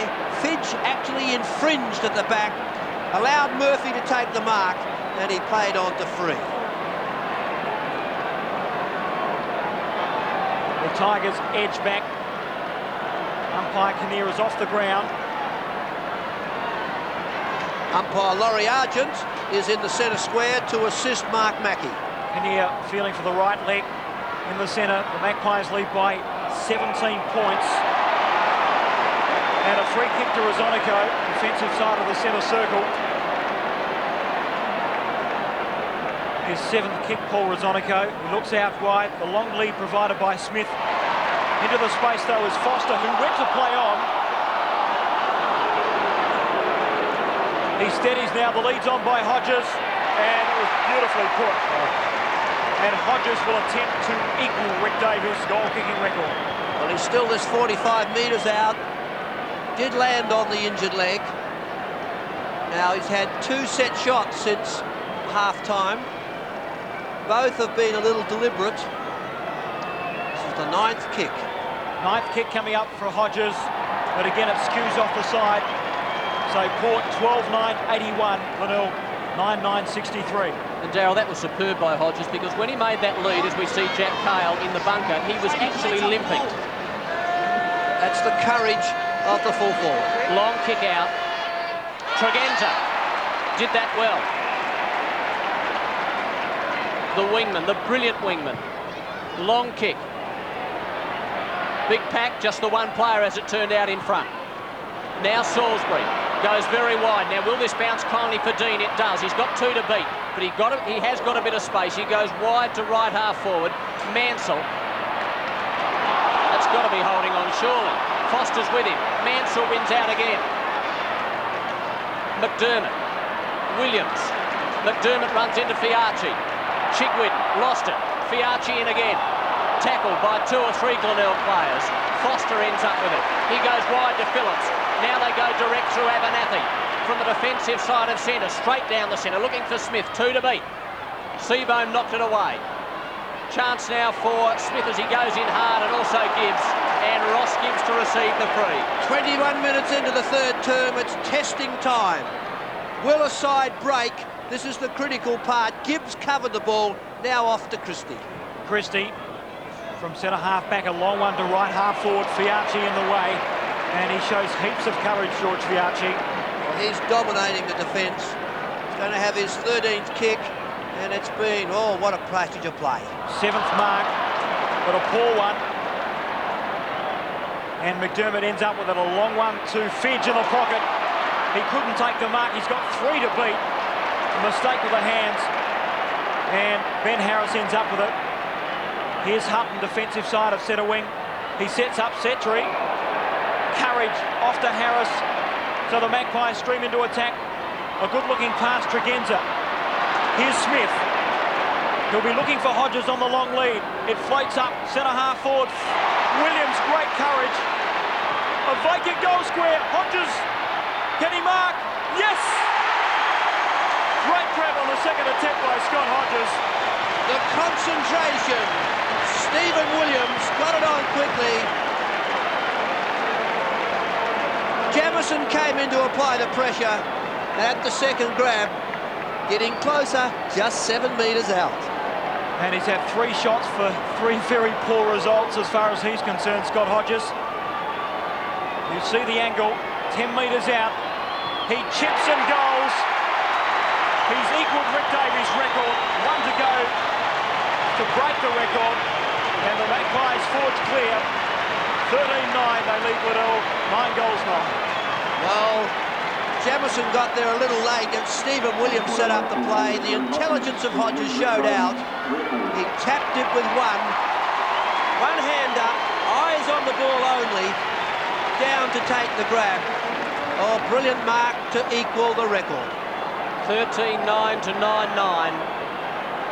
What a wonderful mark that was, and the kick was straight. So Glenelg now need to respond as Ginniver runs head first into Liptak. Marnie, Tregenza, quick kick. Wanganeen, out wide he goes. Abernathy, the half-back flanker. Round the corner to right half forward. Glenelg with the numbers. Bow, long hand pass. Simons got himself into all sorts of trouble. Bow kept it in play. Salisbury, tackled, thrown over the line.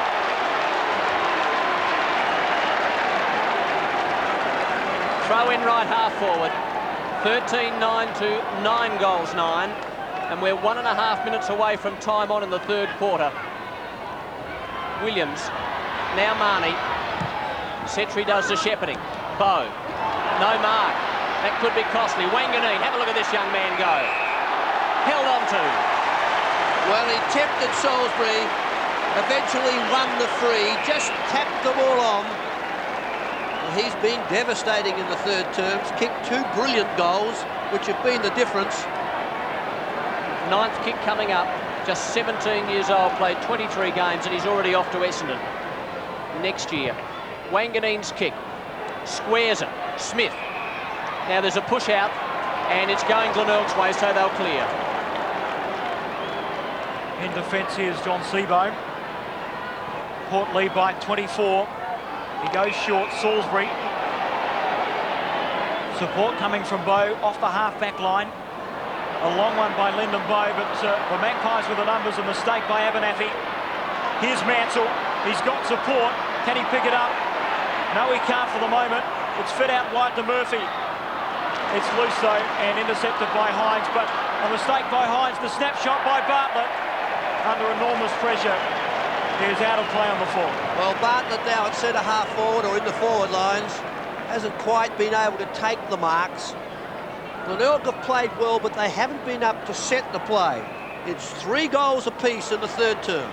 Northeast chips in short, and again it's out of play. The wind turned around from the first term, favouring the northern end here at Football Park. Glenelg led by 3 points at quarter time. The Magpies with a 6-goal second term, led by 24 at half time. It's a right half forward for the Tigers, and again it's knocked out of play. And it has been a very demanding third term. Port have been equal to the best that Glenelg could throw, and they really did need to close the gap in this term. 13-9 to 9-9. Marnie, who can be a very destructive player, out very wide. Williams and Gibbs. Now Bow, he's tackled, dispossessed, got it again.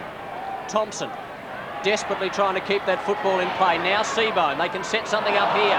No, they can't, because Marnie was waiting at the back. And just when Glenelg looked certain to go forward, now Seebohm, now Gibbs. So the 2 defenders working well. Short pass. Chickwidden. Also Marshall. Abernathy with him. McDermott. Williams. Setri. Tackle. Bow. Over the top. Now Wanganeen. And Port Adelaide out of trouble again, but for how long? Gibbs is there. So too Thompson. Gibbs runs away with it off the half-back line.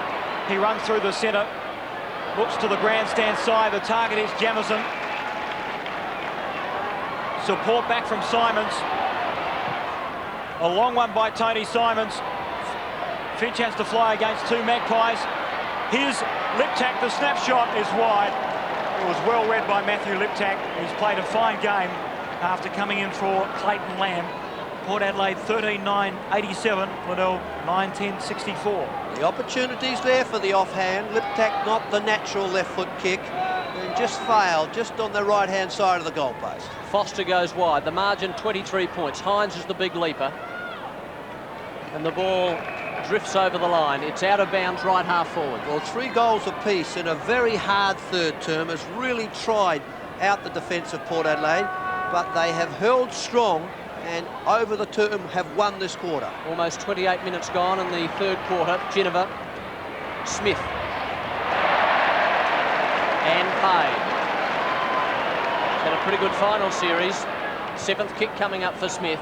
Kicks it to space. Underneath it now is Sentry. Play on. Out of the congestion. Dean. Now Simons. And Glenelg set something up late in this quarter. That's a long screw punt. Fidge, yes. Well, Harris fell over at the wrong time, Darryl. Yes, well, he's a slippery mover, John Fidge. It was a long torpedo from Tony Simons. They've been attacking very well from halfback. This is an important kick. They need to bridge the gap and claw their way back. Has 4. 3 in the first, 1 in the third. 8th kick coming up. 13-9 to 9 goals 10. 28 and a half minutes. Third quarter, directly in front. 30 metres out. Oh, and he's missed. Oh, he's missed to the left.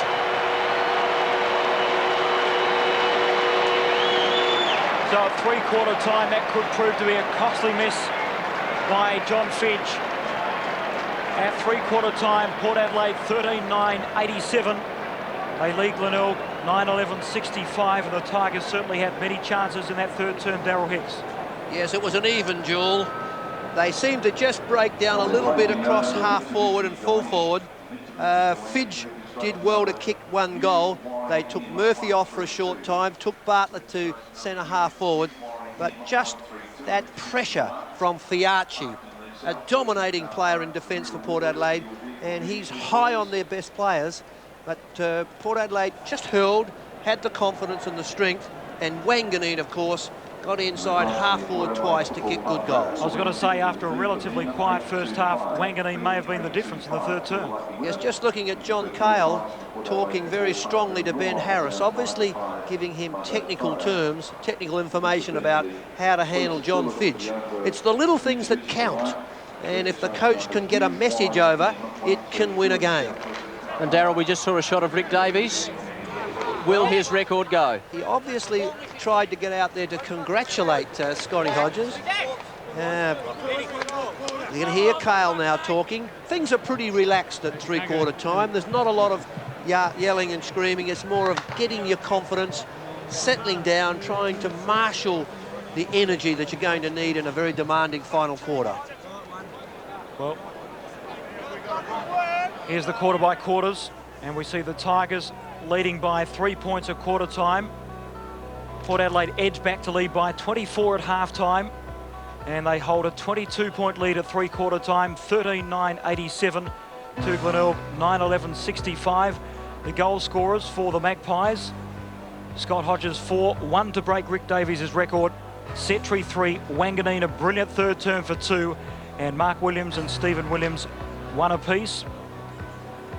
And for the Tigers, their goal kickers to 3/4 time: John Fidge 4, Michael Murphy 2, Jamison, Liptak and Scott Salisbury 1 apiece. And we just have to emphasise that third term from Gavin Wanganeen. It was blistering. Well, he had been relatively quiet in this game. He had a quiet first term, gradually gained his confidence in the second, but he used his great pace, and that almost with arrogance on one occasion, turning in and kicking with the left foot. A superstar of the future, and as I heard Mark say, it's so sad to lose him to Essendon when he's still only 17 years of age. So pressure on him, but he performed when it counted in the third term. Now we see the breeze, Darryl. It is springing up somewhat, and Glenelg will have the advantage in the final term. No, I think Port will have the advantage. It's turned around. Remember, in the first term, Port kicked with it. In the second term, they kicked with it. And so it's a bit tricky here at Football Park. But Glenelg have certainly got the ability. Corns will be trying to find a winner at centre-half forward and a winner at full forward. He needs to kick a score. He needs the runners, the likes of Chigwidden and Liptak, to snare a couple as Setri did, and they'll be in this game. Comments from Darryl Hicks. Now we go to ground level. And a report note, John Robinson's not quite ready for us at this stage. 151st goal coming up for Scott Hodges, one to break Rick Davies' record. Let's now have a look at that goal. Well, it was a truly brilliant goal. Jamison came atop. Stephen Williams had seen Scott Hodges in the corner of his eye, and such is the concentration of Hodges. He really is the complete player. A lesser player probably would have stayed off at half-time. And those arms strong. Not only can he mark and kick accurately, he is a really brilliant player at the other things, the tackling, the smothering, the chasing. Graham Corns laying down the law. He's got the team placements on a Magna board in front of him. Certainly he'll be demanding some movement up half forward and across full forward. Gives it back to Laurie Rosewarne, of course. He was a champion of the past. And looking for that little bit extra from his players. So the Magpies lead by 22 points at three-quarter time to ground level. Here's John Robinson. Well, yeah, the three-quarter time break. John Cale, Port Adelaide coach, just settling his players down. They know they've got the breeze going with them. He suggested that they get the ball, they get it in long and as quick as they can, then they block off across that centre, make sure it stays in there. If it gets tight at all, keep it around the boundary. Up the other end at the Glenelg camp, they're pouring over that board, checking placements to try and counteract this problem.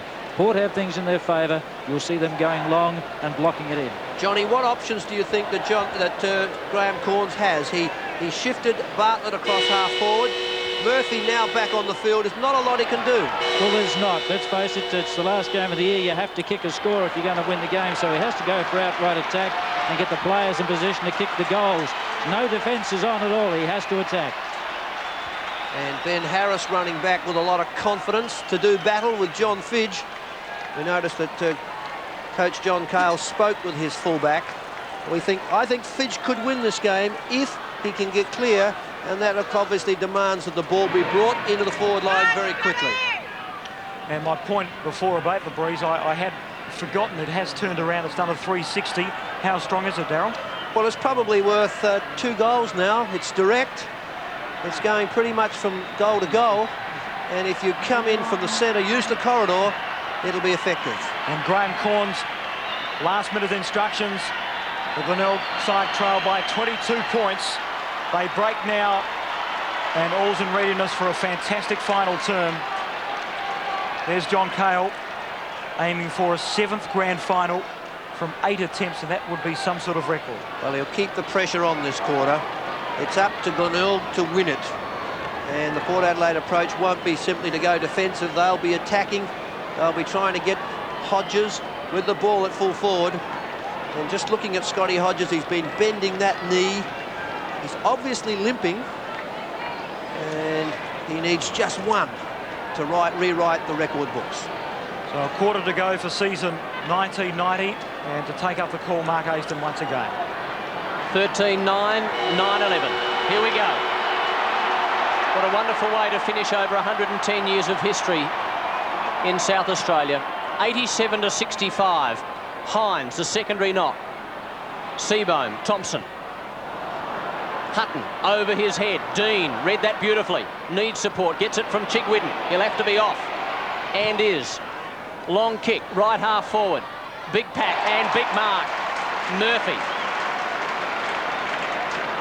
Great start for his confidence in this last quarter. Long one. One out Fidge. As it turned out, 3 or 4 players came in. Liptak pulled off the ball. And away they go. This is Tregenza. 4, 5 bounces. Straight through the centre and straight down the middle to Smith. Seebohm. Smith with him. Boa's there as well. Desperation by Duthie. Jamison. Now Duthie again. It's a high one. Hutton from behind. Dean in front. McDermott. and the skippers earn a free kick. That's the way he plays. He's been a consistent player. Now off to Bow, with Jamison seemingly across half-back. Oh, he sets him up badly, but good enough to get it off to Hallahan. Defensive side of the centre circle. Here's Simons in space on the outer side centre wing. Touch of the fumbles for Tony Simons, lost his footing. So everything went wrong for them then. It's not wide. Northeast versus Mansell. Simons up once again. Good persistence by Tony Simons, and he lays it off to Marshall, who is laid to the turf, and a 50-metre penalty. Well, Paul Northeast is noted for this lack of discipline. He was late. Marshall turned his body. Now the best and most accurate kick on the field has a chance to put the Tigers closer. Well, if you're a betting man, you'd have nearly the house on David Marshall. First goal in the final term is a significant one. It gets the momentum moving. 15th kick for David Marshall. 10 metres out, directly in front, and he pops it through. His first goal, the margin back to 16 points. Can the Glenelg Tigers fight back? Only time will tell. We've played 2 minutes final term. And they have relied upon their little men. Simons had real problems. Eventually protected well by Mansell, chipped for David Marshall, and Northeast late gave away the 50-metre penalty. 13-9 to 10-11. You can hardly hear yourself think. 50,000 screaming fans for either Port or Glenelg. The two best sides in the competition this year. McDermott goes down again. Hallahan to Jamison. Left footer. Mansell. Oh, Mansell was with Foster there, but Mackie didn't see that. And there'll be a ball up at left half forward. Well, it's going to be the little things that count. Fitness will be critical in the final term. It's been a hard game. 13-9 to 10-11. The Magpies hold sway. Liptak's tackled in the centre. Murphy lays it off to Hallahan. He does the turn and kicks into half forward. Now numbers with Glenelg. Here's Bartlett. Duck the head. Around the body, Liptak.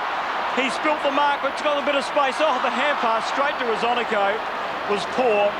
And the Magpies will clear through Fiacchi. Off the half-back line. A long one to the outer side centre wing. Christie up high. The run's provided by Thompson off the half-back line. A long one. Here's Liptak in the space. It's knocked to ground. Geneva. Off to his vice-captain in Phillips. Inboard to Foster. Can he gather? No, he can't. Rosonico. Here's Ben Harris. He lumbers. Needs support. Gets it in the form of Phillips. Slow motion here at Football Park. The pressure is immense. And Hutton gains possession. Centre wing grandstand side. Setri, who played a brilliant second term. A long one. Searching for Hodges. He's got the fly. Hodges! Can he break the record? He's 40 metres out. And he's taken his 7th mark. Now he's kicking with the breeze. No impression of injury. High. Dropping back was Gibbs. Little Deuce he could do. With the breeze at his back, it won't put pressure on the left leg. So his 11th kick coming up, Scott Hodges. From 40, he lays back and he puts it through. That is the record. A great performance by Scott Hodges. The Magarey and Ken Farmer medalist breaks the goal kicking record here in South Australia.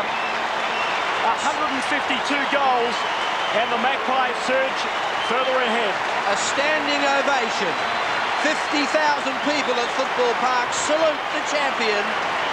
The record is Scott Hodges, the boy from Salisbury West, a junior champion fighting for the Magarey Medal, the Ken Farmer Award, and now the record for the most goals in a season. A very emotional time. 14-9 to 10-11. This game still has to be won, though. Simons, Thompson, away from defence, over the head of Northeast. Mansell, intelligent. That's Tregenza. Dean's got him. Tregenza got away with it, though. Hutton runs onto it, can't gather. Hand pass was a little loose. Setri. Still with Setri, and that is desperation personified, as Dean is there as well. And there'll be a ball up 55 metres from the Port goal. We've played almost 6 minutes of the last term. You're watching this on ABC television. 14-9 to 10 goals 11. Williams Out of the congestion. Hodges, yes! Well, he read it quickest. Mark Williams slapped it on the boot. Duthie was committed to the lead in front, and Scott Hodges, dropping back, took a simple mark. This is the real Scott Hodges. Knee injury or not, he's broken the record. He wants a premiership. 15 metres out. But he's missed. Shave the post. 14-10 to 10-11. And the little thing's going with Port Adelaide. Setri, a brilliant player, earned his chance when David Brown couldn't play. Those 3 kick goals and a really determined Rovers game. The Magpies by 23 points. Here's Dean in defence for Glenelg. The tumble punt kick to centre wing on the outer side. Foster gathers now the second attempt to northeast. A hurried kick to centre half forward. Great courage shown by Thompson. Now the run's provided by Bow. Can Glenelg mount a comeback? Bow up towards half forward. Fidge. The numbers were the Tigers, but good work by Rosonico to Phillips. Out wide to Abernathy. Off the half-back line, the chip pass is good. He's got 2 players to choose from. One is Hutton. Lays it off to Williams, a long one. Hodges on the long lead. Oh, that is brilliantly done. He saw the lead of the full forward and he put it perfectly. Well, he knows he can make this distance. Dropping back with Seebohm, couldn't lay a hand on the ball. And again, the win, Hodges back. Here's 13th kick coming up. Scott Hodges, he'll shoot from 45, favours the right-hand post. Good-looking kick. His 6th goal, Scott Hodges. And the Magpies open up a 29-point lead. Well, at Cecilia, it's going to be very difficult for the Tigers to come back. Chipping short. Ginniver supporting Hutton. Stephen Williams in the space. The kick in front, and Hodges suddenly looking at the ball only and forgetting about Lim. Long kick by Hodges, and we've seen him do that so many times this year. He really is a superb player. Tregenza, who's had a lot of touches, to centre half forward. Seebohm, Marnie, now Gibbs. Inside the defensive 50, out to the wing. Christie. Port Adelaide there in numbers. Northeast. Up to right half forward. Thompson and Setri. Now Tregenza. This brilliant youngster. It's a high one. Hodges again. This time it's 2 against 1. And Smith goes! 2 against 1 the other way. And Smith is elated. So is Hodges. 35 points the margin. That was Smith's second. 3 goals to 1. In the final term. Tregenza on top now at centre wing, put it in. Duthie outnumbered. Hodges tapping over the top will give him the benefit of the doubt, and Darren Smith, who has been a quiet player, kicks his second. Just inside, and his 8th kick. So the Magpies playing inspired football, lead by 35 points. They go ahead once again through Mark Williams, a spiral punt kick to Hodges. It's knocked to ground. Bow onto Seebohm, a sweeping hand pass. Now it doesn't sit for Jamison, he gathers on the second attempt. Chips in short, too much carry for Simons on the outer side half-back flank. And it's forced out of play. Well, the Magpies have been at their best since half-time. They really have applied the pressure. They've kept the key forwards for Glenelg under control. Here's Liptak in defence for the Tigers. Forced onto the left side. A long one, Chigwidden underneath the ball. Force wide, northeast onto Rosonico, who chips in looking for Ginniver. He went to play on, but he'll be called back on his mark. I think just the momentum carried him past John Seebohm on that occasion. And the run, dropping back, plenty of time, looking to see what the options were. Rosonico's down, the short pass to Hutton. Came unstuck though. Coming through is Ginniver. Knocks it out wide to Setri. It's at right half forward for the Magpies, and a bounce will occur. Umpires Mackie and Argent, with umpire Kinnear off the ground with a leg injury. So Laurie Argent off the interchange bench. That right calf muscle of Rick Kinnear unable to handle the pressure of the big one. Smith, quick kick. Gibbs. Hutton runs onto it. He's 4 or 5 metres in front of Bow. Not for long, though. Round the corner, Williams had 3 grabs at it and has taken it. He's always a good kick. It's a high one. Hodges storms out. So too Smith. They'll need to talk here. Seebohm, Thompson. Back it goes to Gibbs. In front of the defensive goal. Now Liptak. Out wide to Jamison. They need desperately to get a couple of quick goals, Glenelg. Simons, who knows all about grand finals.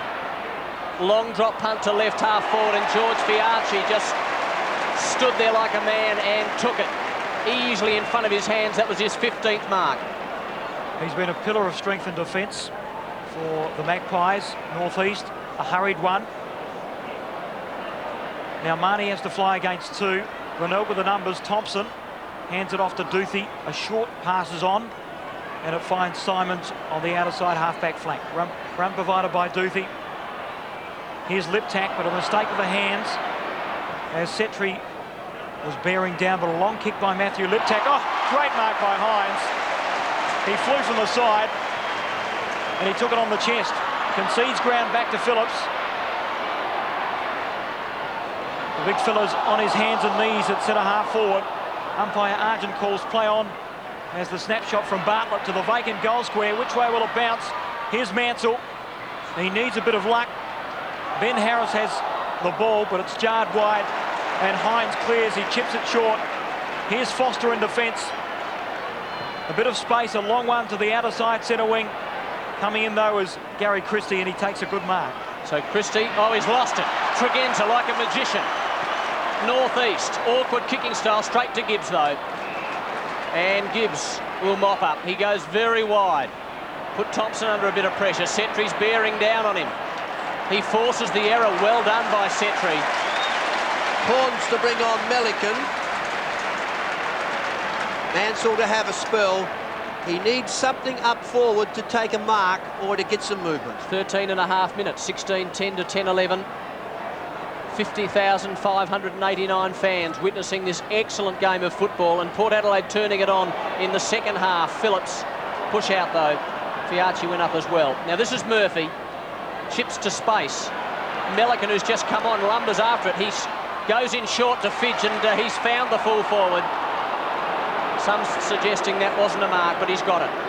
He's kicked 4. He's been a good player up front. Harris has done well. Melican coming off the interchange, just chipping with the right leg. So the Magpies controlling the game, but the Tigers still a chance. 9th kick coming up for Fidge. And if ever he needs to get one, this is it. 16-10 to 10-11. 35 metres out. And he's got it. So the margin is not quite as much as it was. 6 points. They retrieve it. 16-10 to 11-11. Murphy directing the ball across the ground. Melican needed the bounce. Wanted to turn back, chip with the right foot, and Harris just a little slow. So can the Bays come back? They trail, and seconds are ticking by. Probably about 12 minutes of play yet left. So the Magpies hold sway by 29 points back in the centre. Melican won it down. Here's Simons. A hurried kick to left half forward. Now the bounce will favour Phillips. No, it doesn't in the end. Chigwidden steals it. Inside 50, long kick by Nicholas Chigwidden. Just offline, but a good attempt by the Rover. And Glenelg 11-12-78.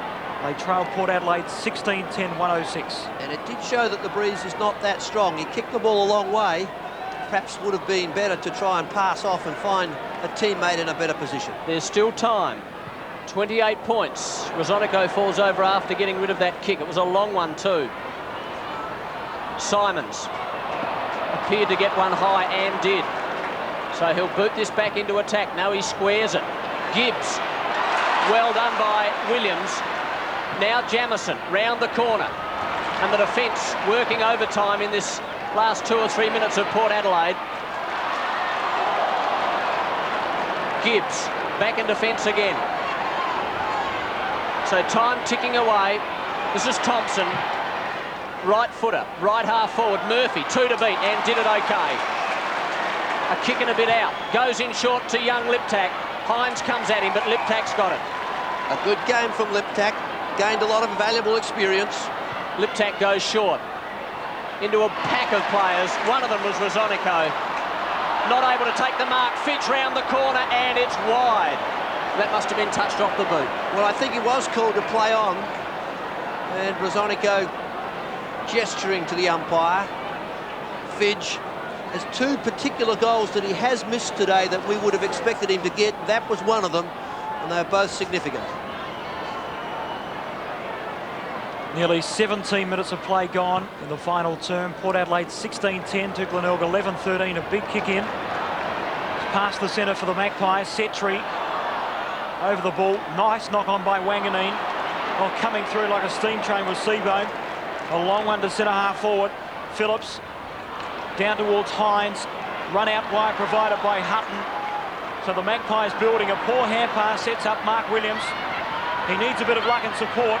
Bearing down with Simons for pace advantage as Mark Williams goes in very hard. Now there's a lot of committed players out there. Both Simons and Williams have played fine games for their respective clubs. Well, Mark Williams decided that that ball was going out of bounds. 79 playing 106, Port lead. Here's Geneva. Russell Evert type hand pass. And it's out of play once again. Well, Port will be happy to see the seconds tick away. Glenelg need to open up the forward line. They need a match-winning half-forward. Almost 18 minutes gone. This is the dangerous Hutton. Short pass to Hodges. Excellent. Juggles it and takes it. Well, he's not at his best, obviously. The concentration is down a little bit. But overcoming the knee injury, having kicked the record, and now quite calm.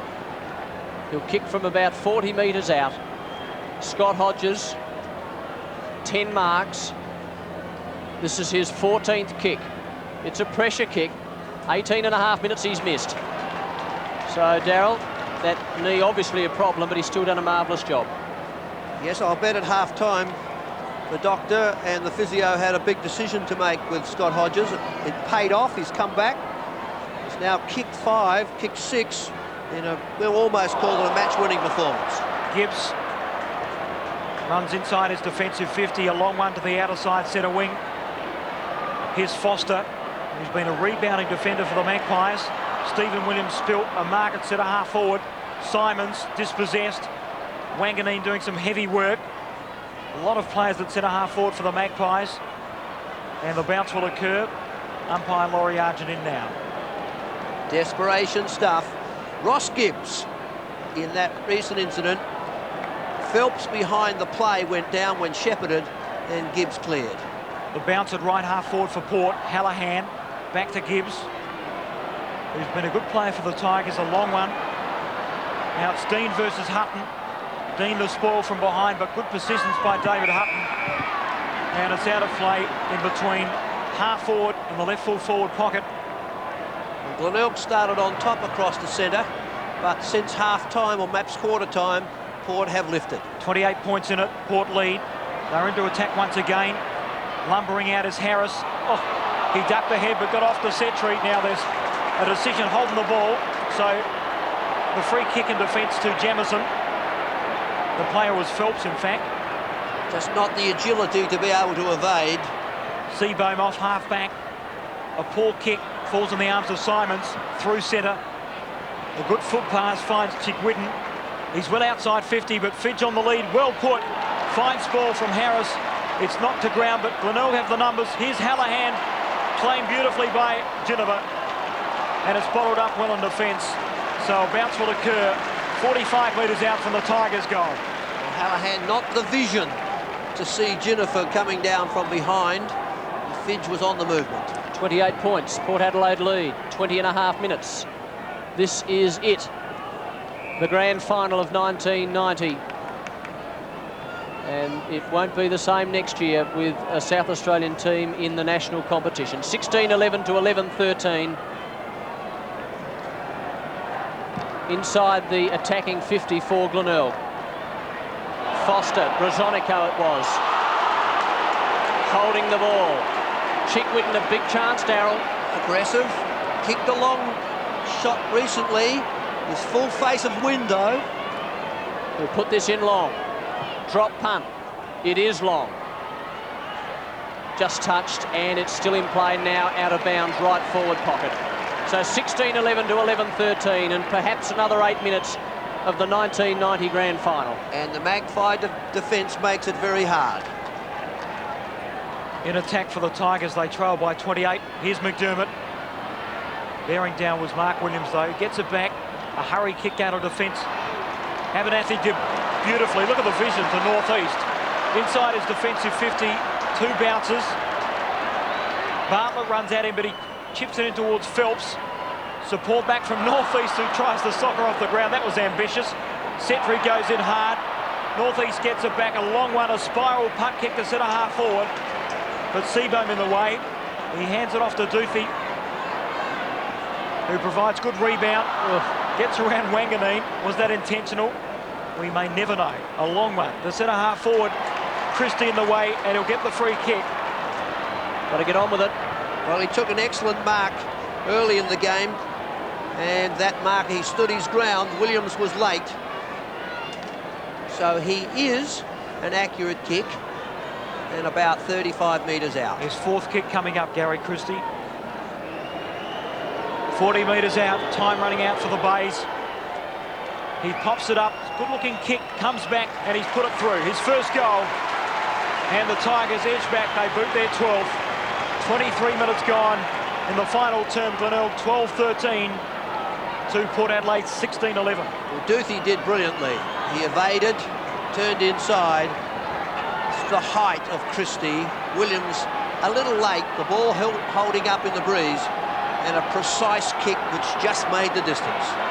So can Glenelg pull off a miracle win in this, the 1990 grand final? 22 points in it, 16-11 to 12 goals, 13. Setri, an important kick out of the centre in the context of this game. Centre half forward for Port Adelaide, and they keep it in the area. Williams gets up. It's going to need a lot of run from the little men of Glenelg. Simons has played well this quarter. Marshall has been hurled by a very defensive Abernathy. 1.5 minutes to go before we reach time on. Liptak somehow got the kick away into the centre.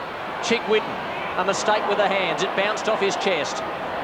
And they had a chance then to work that ball forward. Jack Kyle, Darryl, what would he be thinking? Well, he'd be trying to solve all the little things. He wants the body to be covered. He's keeping on looking at defensive action. He wants plenty of black and white Guernseys across half-back and full-back. I think we caught just the latter part of that message, very intense by John Cale. Here's Liptak on the outer side centre wing. Knocks it back. McDermott, a good knock-on in the path of Jamieson. A sweeping left-foot pass. Here's Fidge opposed to Harris. Fidge did beautifully with the body. He straightens around the body. Good-looking shot by Fidge. And the mark on the goal face to Michael Murphy. Will be paid. Goal umpire perfectly placed. Fidge, no doubt, shooting for goals. Well, they're on line. It's going to take him right around, which is accurate. There must be a line between the mark and the centre of the goal square. His 7th kick coming up, Murphy. 5 metres out, he puts it through. So the margin edged back to 16 points. Still time left for the Bays. 25 minutes gone in the final term of the 1990 grand final. Fidge wheeling, spearing the kick to the square. Murphy took cleanly. The goal, his 3rd. It's a beautiful kick from that angle. The Glenelg supporters lift. Murphy knows there's a chance. The Tigers, can they come home?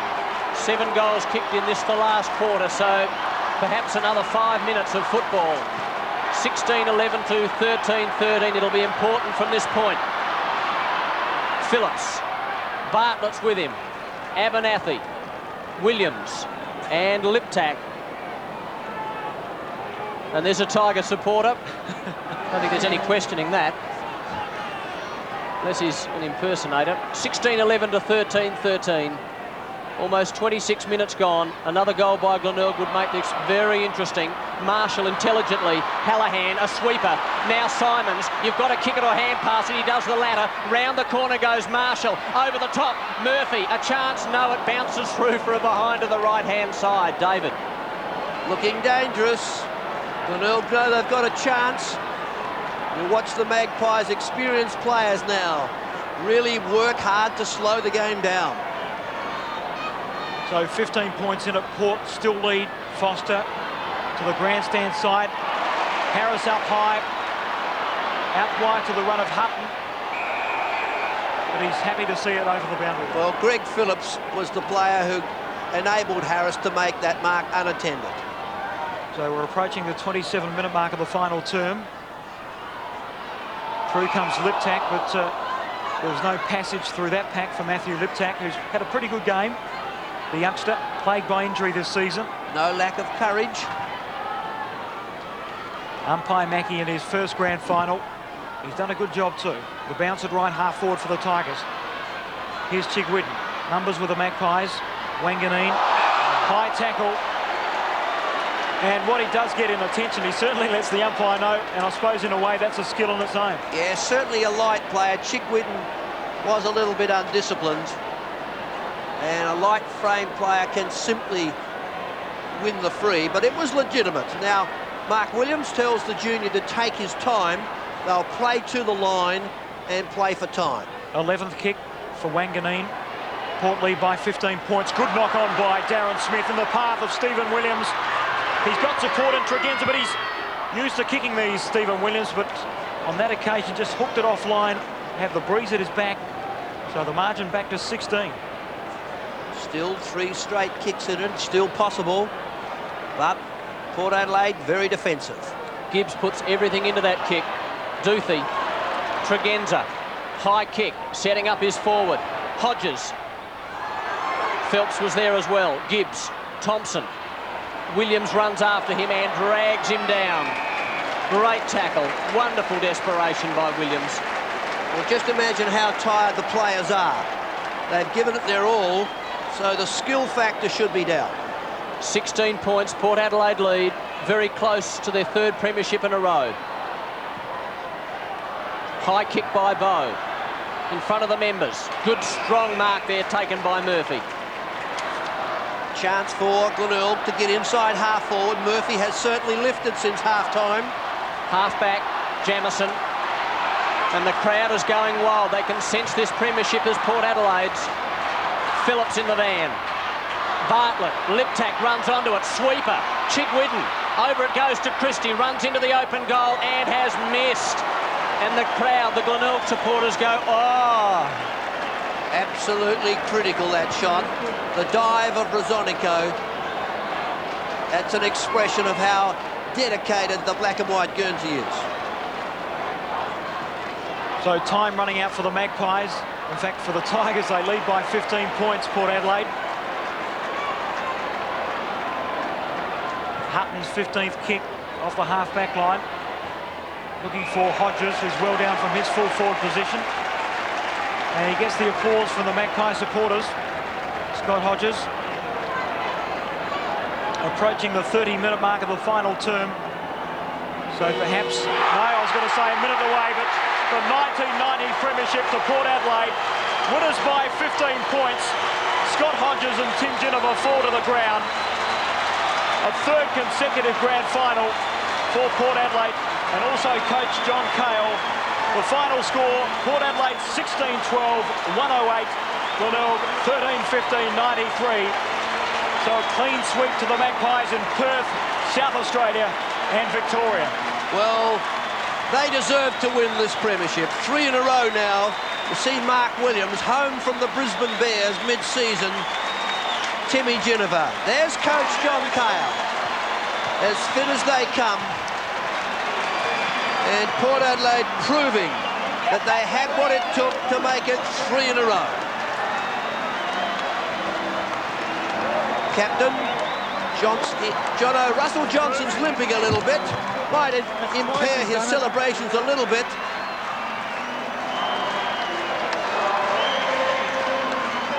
And Rowan Smith, the broken jaw, out there with coach John Cale. What an exuberant feeling. And now Graham Corns talks to the opposition coach in John Cale and congratulates him. What a performance from the Magpies. A 7th premiership for John Cale from 8 grand finals. He's met there by Darren Smith, David Hutton and Bruce Abernathy. Abernathy doing a good job on David Marshall. The battle-weary face of Mark Williams. And the Williams brothers instrumental, Stephen in particular, doing some very heavy work. John Fidge, of course, was a teammate of Mark Williams at Brisbane, at the Brisbane Bears.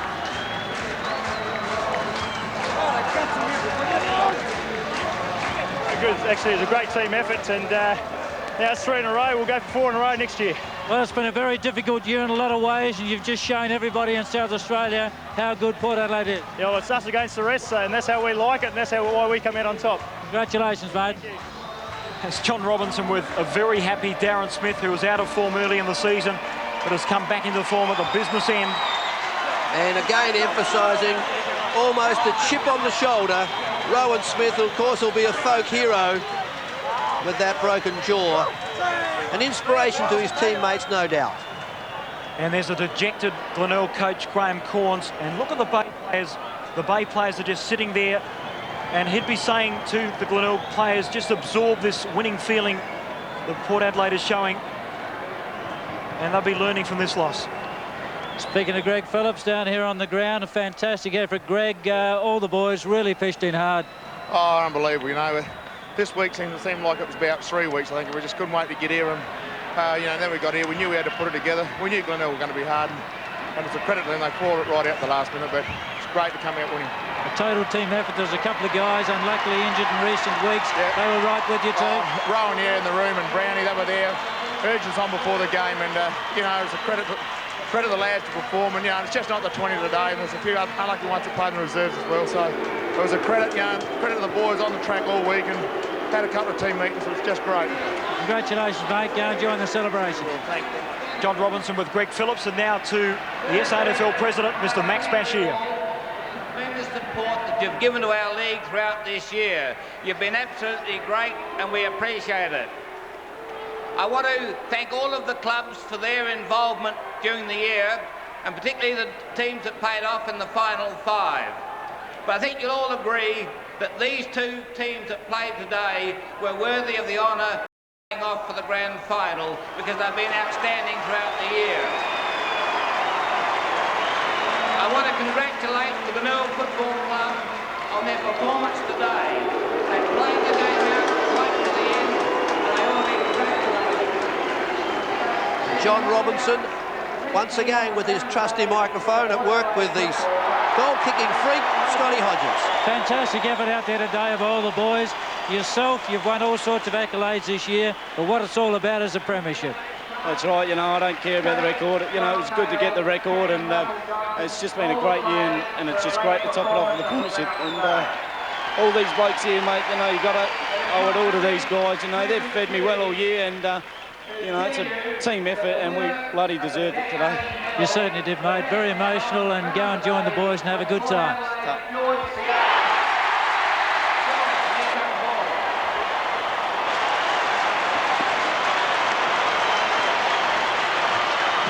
I think you'll all agree that George thoroughly deserved the honour, and we congratulate him. I'd just like to say, first of all, thanks very much to Glenelg, who really put up a great effort all day, and until that siren went, we weren't sure of winning. But these 20 blokes, everyone who's helped us, they're sensational people, and all of you that have read in the press, there's one thing that really matters, is that there'll always be a Port Adelaide Football Club. Thank you. And a great performance by George Fiacchi, Darryl. Well, particularly during the final series, he dominated in the prelim, was their best player, and a richly deserved medal. He said there'll always be a Port Adelaide. And now the presentation of the medals. Is number 2, Tim Ginnivan. Timmy Ginnivan. I love you, Mum! Mum got a mention.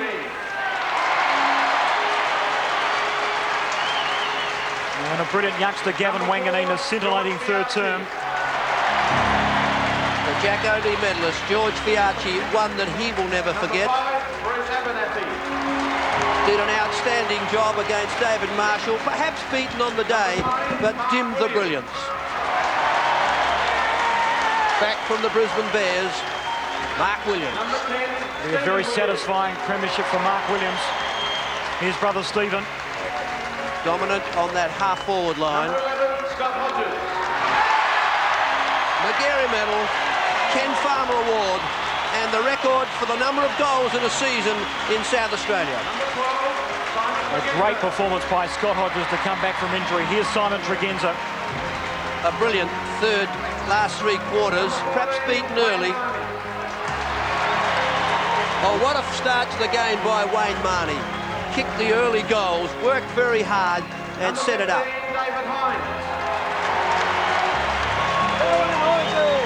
David Hynes, a quiet final series, played strongly today.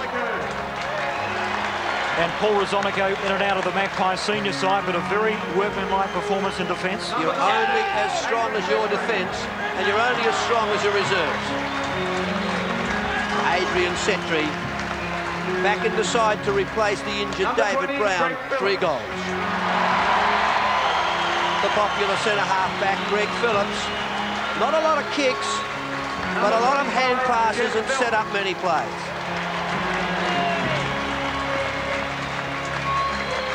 Jeffrey Phelps didn't play a big part in the game, but did during the season. Foster into the game also to support the club. David Hutton. What a courageous effort from Hutton. Last week, ridden to the ground by Jarman. Impressive today.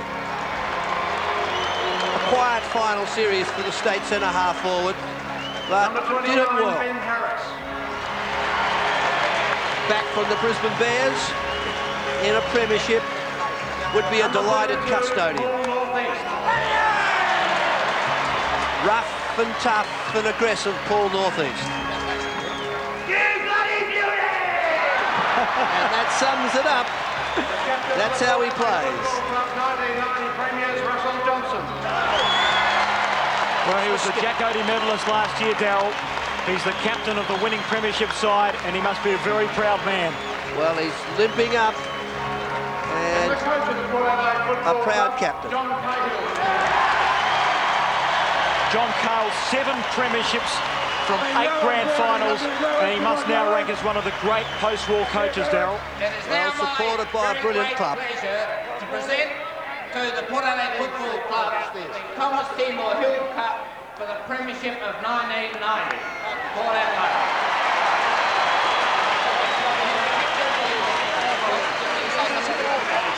And what a brilliant moment for the Port Adelaide skipper. He's got David Brown and Rowan Smith in a symbolic gesture supporting the trophy, Football Park. And the lid off the Thomas Seymour Hill Cup. And Mark Aston, this is a special moment for the 20 Magpies. Yes, almost a special moment for Max Bashir. To the Glenelg Football Club, commiserations. I really respect their players. It's a tremendous effort. Sorry someone had to lose. To all the Port Adelaide supporters and everyone here today, thanks very much. Thank you. Port Adelaide supporters, you're the greatest. Thank you. We now invite Thank you very much, ladies and to take his players on the traditional lap of honour.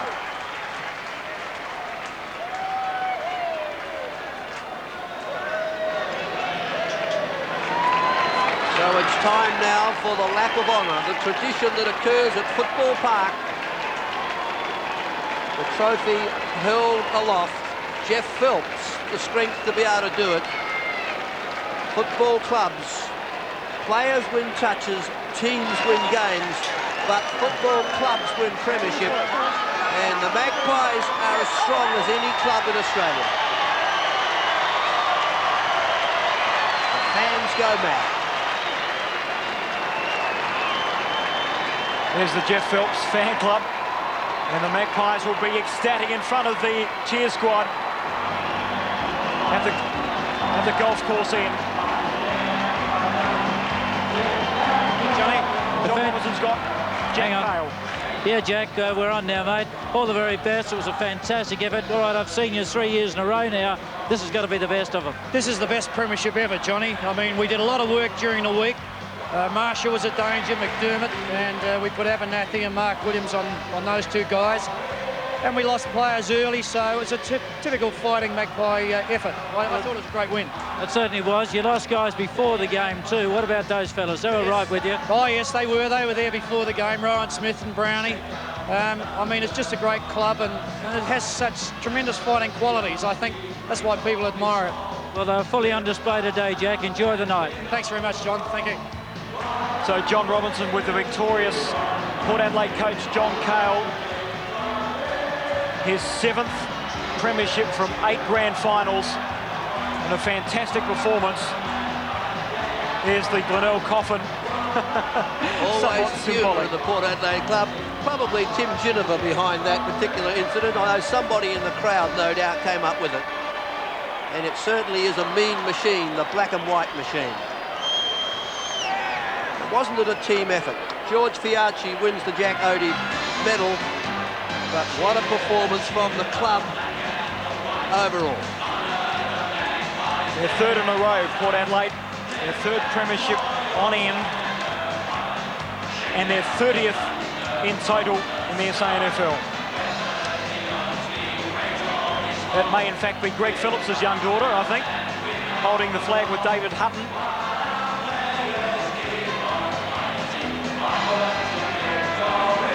And it will be a memorable day for Scotty Hodges. He'll be sore. It almost seems as if Stephen Williams is tired and can't really raise the gallop to trot home. Greg Phillips. Not a lot of kicks at centre half back. Lots of positive hand passes that set up the play and brought his half-back line into defence. And we now wonder how many years Greg Phillips has in senior football. Yes, can he play for the AFL side next year? Football as we know it in South Australia will never be the same, but the Magpies certainly will be. And a great gesture by John Cale to have David Brown and Rowan Smith holding up the Thomas Seymour Hill Cup. And of course the Port Adelaide successes, the celebrations are pretty traditional too. It will really go on. There's Rowan Smith, and just behind him is David Brown. There's David Brown with Jack Odie medalist George Fiacchi. And we would be pretty confident that that's Gregory Phillips' daughter. So a great performance by the Magpies as David Hynes holds the flag up high. He's there with David Hutton and also Wayne Marnie. Hats off to Scott Hodges, the record goal-kicking full forward in South Australian history, 152 goals. And a marvellous gesture, both Rowan Smith and David Brown high on the shoulders of their teammates to the member side. Yes, teeth wired up, broken, fractured jaw in 2 places. And that is the Port Adelaide Football Club. They really are tight. They feel the world is against them. They had due cause, of course, this year with their application to join the AFL. But they were the superior team in South Australia in 1990. And the cherry picker view of Football Park.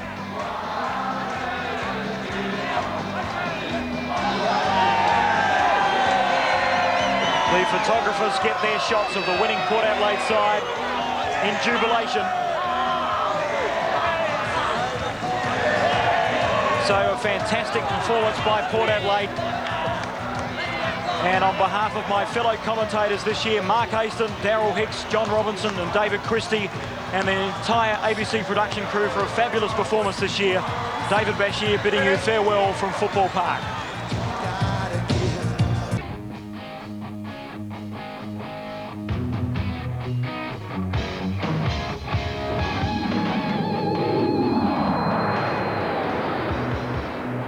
Timmy and June, you're a happy man as well, I can tell. Oh, very happy man, Bucky. I'm very tired at the moment, but wrapped to win 3 in a row, mate. That was fantastic. Now let the secret out. What about that ankle? The old magic nut, yeah. No, it come up all right, mate. I was a bit sore, but I knew I could put up with the pain that was there, so it didn't really matter. I could just get through it, I reckon. You handballed the ball away a lot, though. Yeah, certainly did, yeah, early especially, but I must have got a bit of a knock there early. I didn't come to till about third quarter, so I missed the first half. I might have to watch it on telly. And there were rumours around the place you had an injection before the match.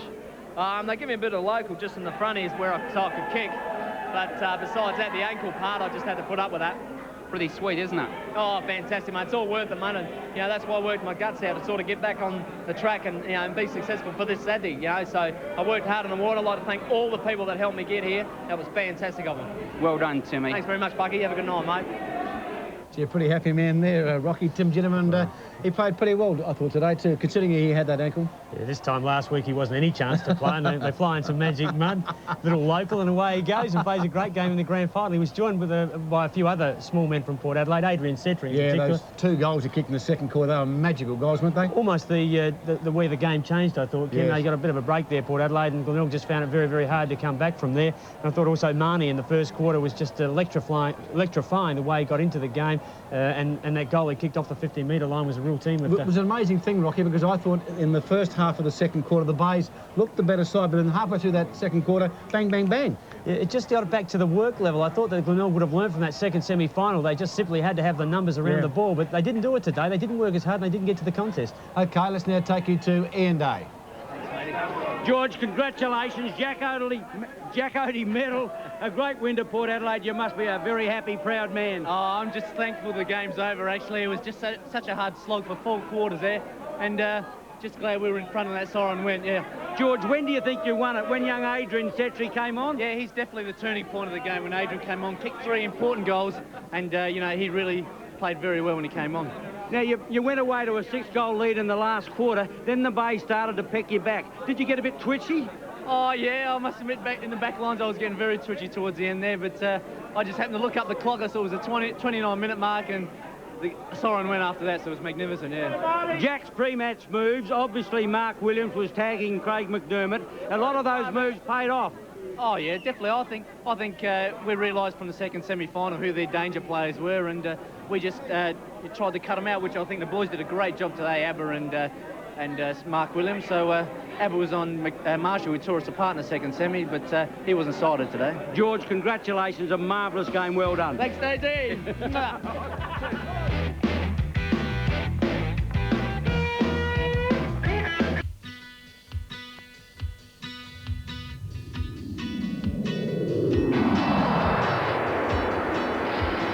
Mark, this has been one hell of a week for you.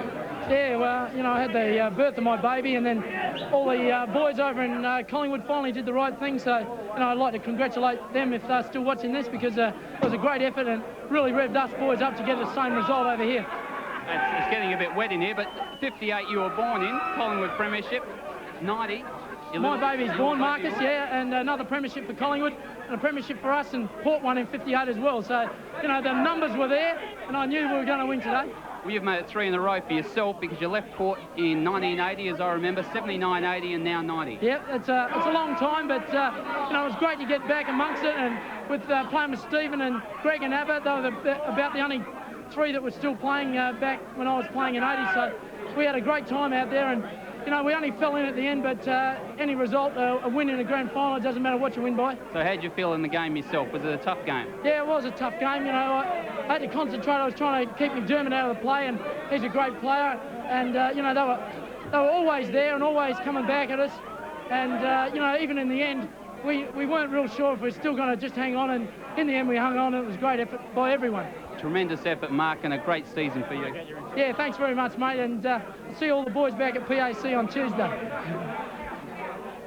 Looking over here for Stephen Williams, the brother. Stephen, congratulations. That's excellent. Yeah, we're wrapped. 3 in a row. You're pretty quiet in the corner here, just savouring it all, are you? It is, yeah. It's fantastic to win them. Doesn't matter how many you've won, but I'm a little bit tired, so I just sit down here and take it easy. Well, it's been a tough season for you. Your form in the first half of the season was fantastic, and then you had the Fire Brigade course that probably took a little out of your legs, but you're still there. Yeah, so it took the edge off me and Smithy, I think, but we probably didn't do much today, but we won, and so who really cares? How many premierships in total, Stephen? That's just 3 for me, 3 in a row, so I'm wrapped. That's 3 more than most people ever have. Congratulations. Yeah, thanks very much. Adrian Setri, congratulations. 2 weeks ago, I don't suppose you thought you were even going to get a game? No, I didn't think I'd get a game. I just sort of took it as it came and waited until Friday night when I heard it on the radio, and I was in, so I was pretty happy about it. Now, that second quarter, unbelievable. You kicked 3 goals. How did you feel? Oh, well, I was on top of the world. All I want to do is just keep telling myself to keep going and getting the ball. But I was very happy, very happy. Did Port Adelaide have just a little bit of luck? Did the wind change direction and you kicked with it for the first 2 quarters? Yeah, we kicked with it in the first and it swung around. We kicked with it in the second, so we're pretty lucky. It was pretty blustery as well. When did you actually find out? When did John tell you were actually going to play? When we had the car rally thing, he sort of said that I was in with a chance depending on Brownie and Timmy, and Dave pulled out and I was in, so I only found out Friday night. Did he give you any specific instructions being a young player with only 40 games? No, he just said just a normal game and just play the way you normally do. And when did you think that you had it won? Were you starting to get a little bit shaky towards the end? I was towards the end, but I thought we had it won there, just after the 3rd quarter there. Well done, young man. What a great thrill in your second season of footy. Yeah, pretty happy. Thanks a lot. Scott, the man of the moment, and how's that knee going? Oh, she's not bad, mate. She's a little sore, but I reckon by the end of the night, mate, I won't be feeling a thing, so it's great. I'm sure you won't. I saw you at half-time. You were down and out. You hobbled off the ground. I had a look at you. The medico said there was nothing structurally wrong with your knee, but to come back on, tremendous effort. Well, coming off, you know, it felt pretty bad. When I first went down, I couldn't bend it, so I just said take us off for a while, and we got in here. I said to the doc, there's no way I'm staying in here. I want to get back out there. It's all right. So it eased off, you know, during the half-time break, and just got us strapped up and went out there. So you made the decision to go back on yourself? Yeah, and then, well, Curry couldn't disagree with it. He just went along with me. So the record is yours today, and that must feel terrific. Oh, yeah, I feel really wrapped about that. I mean, it's been a great year, and, you know, I mean, the Maghera medal and so on, you know, it means nothing really unless you win that grand final. I mean, to me, that's all I wanted. And I had the confidence there today to break that record. And, you know, full credit to these players. I mean, I thought if we play well, I'll get the record. And, you know, full credit to all these guys. You know, they played well and I got that record, so it was great. Could you hear the round of applause you got after kicking that record-winning goal? I mean, there were supporters everywhere. Glenelg supporters, all supporters who were up applauding you. Yeah, well, I had goosebumps all over my body and I felt really good, you know, and I thought we had it then too. I was pretty confident of the victory at that time. Thanks, Scotty, for your time. Thanks, buddy.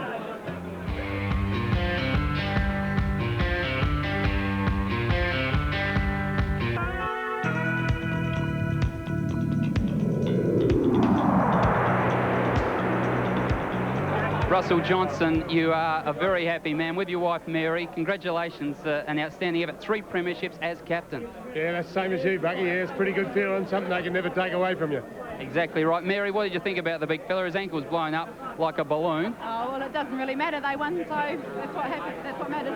And, Jono, you didn't have any chance of coming back onto the ground with that. You can hardly walk. I had a needle at half-time. I could have come back on, but the family done the job out there for us, so that's all right. Now, that was a tremendous game of football. The injuries that Port had, yourself included, and still won the game. That's enormous. Yeah, I mean, Scotty Hodges had a bit of a knee, and there's a few other blokes. Timmy Ginnivan's ankle was playing up a bit, and we just kept going on. But Port's are best when they've got their backs to the wall. Too right. Mary, a big night tonight, I would think, down the club. Yes, I'm sure it will be. You've enjoyed it before, you will again. Thanks for your time. Thanks, Bucky. Let's go across to... Well done, Ben Harris. How does this compare with being up in Brisbane with the Bears? Well, I never win too many games up there. I didn't play many, so yeah, it's great. Unbelievable. Tell me, Port Adelaide, when do you think that they had it won? Until the siren went. Now, early there, you had the unenviable task of John Fidge. Did John give you any specific instructions about guarding him? No. Well done, John. Just told me to go out there, and you know, I've played on him before, and you just go out there and do your best. Yeah. You got off to a bit of a rocky start when Fidge got a couple of bounces that fell in his lap, and you seemed to be slipping over. What went wrong there? I don't know. It wasn't nerves. I was pretty prepared when I got out there. I was nervous before, but Fidge's a good player, and he's strong and he moves around a bit, so no credit to him. He doesn't lead a lot, does he? But his strength is the key factor. He does lead a bit. His strength is a key factor, but if they put the ball to him, he can lead well too, so he's a good player. You must have felt pretty lonely in that first quarter. There was only you and Fidge in the Port Adelaide defence. Everyone else was up the other end of the ground. Yeah, it was a bit lonely down there, but that's the way I like it, actually. Ben, congratulations, well played. It's worth coming back to South Australia. Oh, absolutely. Couldn't be better. Well done, mate. Thanks, Daisy. We're in the old-timers corner down here. We've got 4 of the old group that I used to play with. Tony Giles, that was a magnificent performance by the boys. Yes, it was, Brian. A great effort today. I thought all 20 players really deserved their win. It was a fantastic win. And Kutchi, that medallion around your neck must mean an awful lot. Oh, mate, unbelievable. Yeah, I played in 8 and won 7, mate, so I couldn't ask for anything better. It's incredible. I saw that you gave it across to one of your little girls and ran around with you around the boundary. Yeah, mate, my little girls. I got 3 of them, actually. I was going to take the swim, but I took my youngest one, and my family are very much involved in it, and I just wanted to take her around. You must have been pleased with your game. Oh, mate, I was just pleased we come out and won it. Yeah, they played well against us the last time. I think we all had a bit to prove, and I think I played pretty well. Excellent effort today. Thanks, Buck. I've got to get...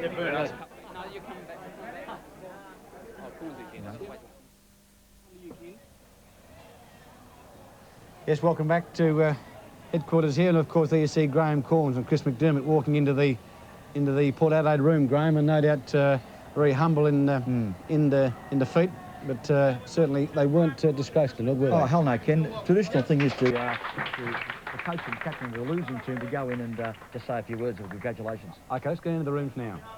Blokes, just like to congratulate 20 blokes that took the ground today on a fantastic effort. There hasn't been much between us all year, and I guess there's a fair bit of animosity when we reached the when we played each other.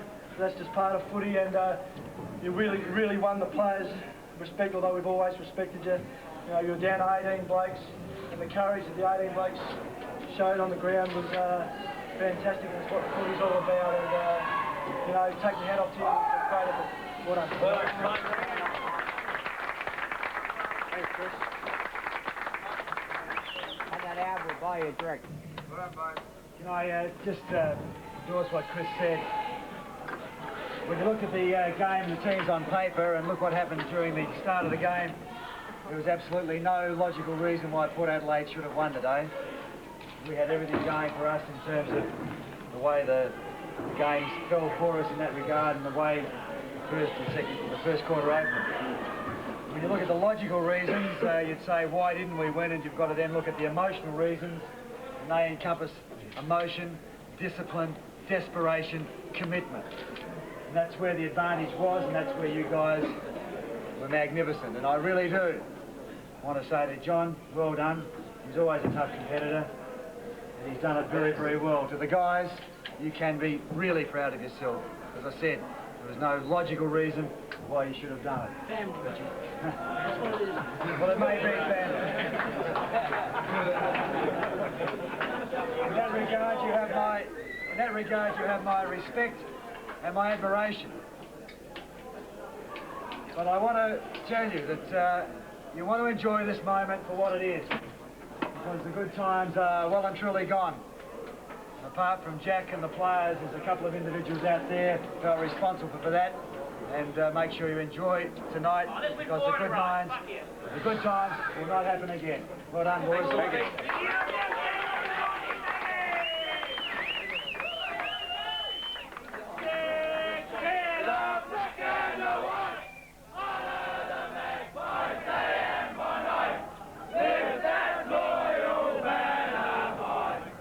Yes, and there's John Carl, a very happy man, John Carl. 3 in a row, Graham. He'll be delighted. In fact, I think he's struggling to hold back a few tears here, but getting back to Ken, I must admit, I heard John after the game say that was the best ever. Yes. That surprised me. I mean, Jack's been there so often and won 5 premierships prior to that, yet he said today was the best ever. I wonder why he would think that. Well, I guess, Graham, because of the emotion that's been involved in football this year, both on and off the field between the two clubs. And perhaps losing his captain by half-time. Exactly, and down to 18 fit men at one stage, so obviously it's a big win for John Carl. But to Chris McDermott and Graham Corns. That would have taken a great deal of effort to get down there and really give it their heart. That was fantastic, and that really, Graham, is what sport is all about. It epitomises what sport's all about, Ken, in general, that when you do get beaten, take it like a man. Yes. And learn by the loss. In other words, it makes it twice as hard to beat next year normally, yes. And the Bays will come back a bigger and better side next year, one would hope. OK, we'll take a short break and then come back with more action here at Football Park. Stay with us.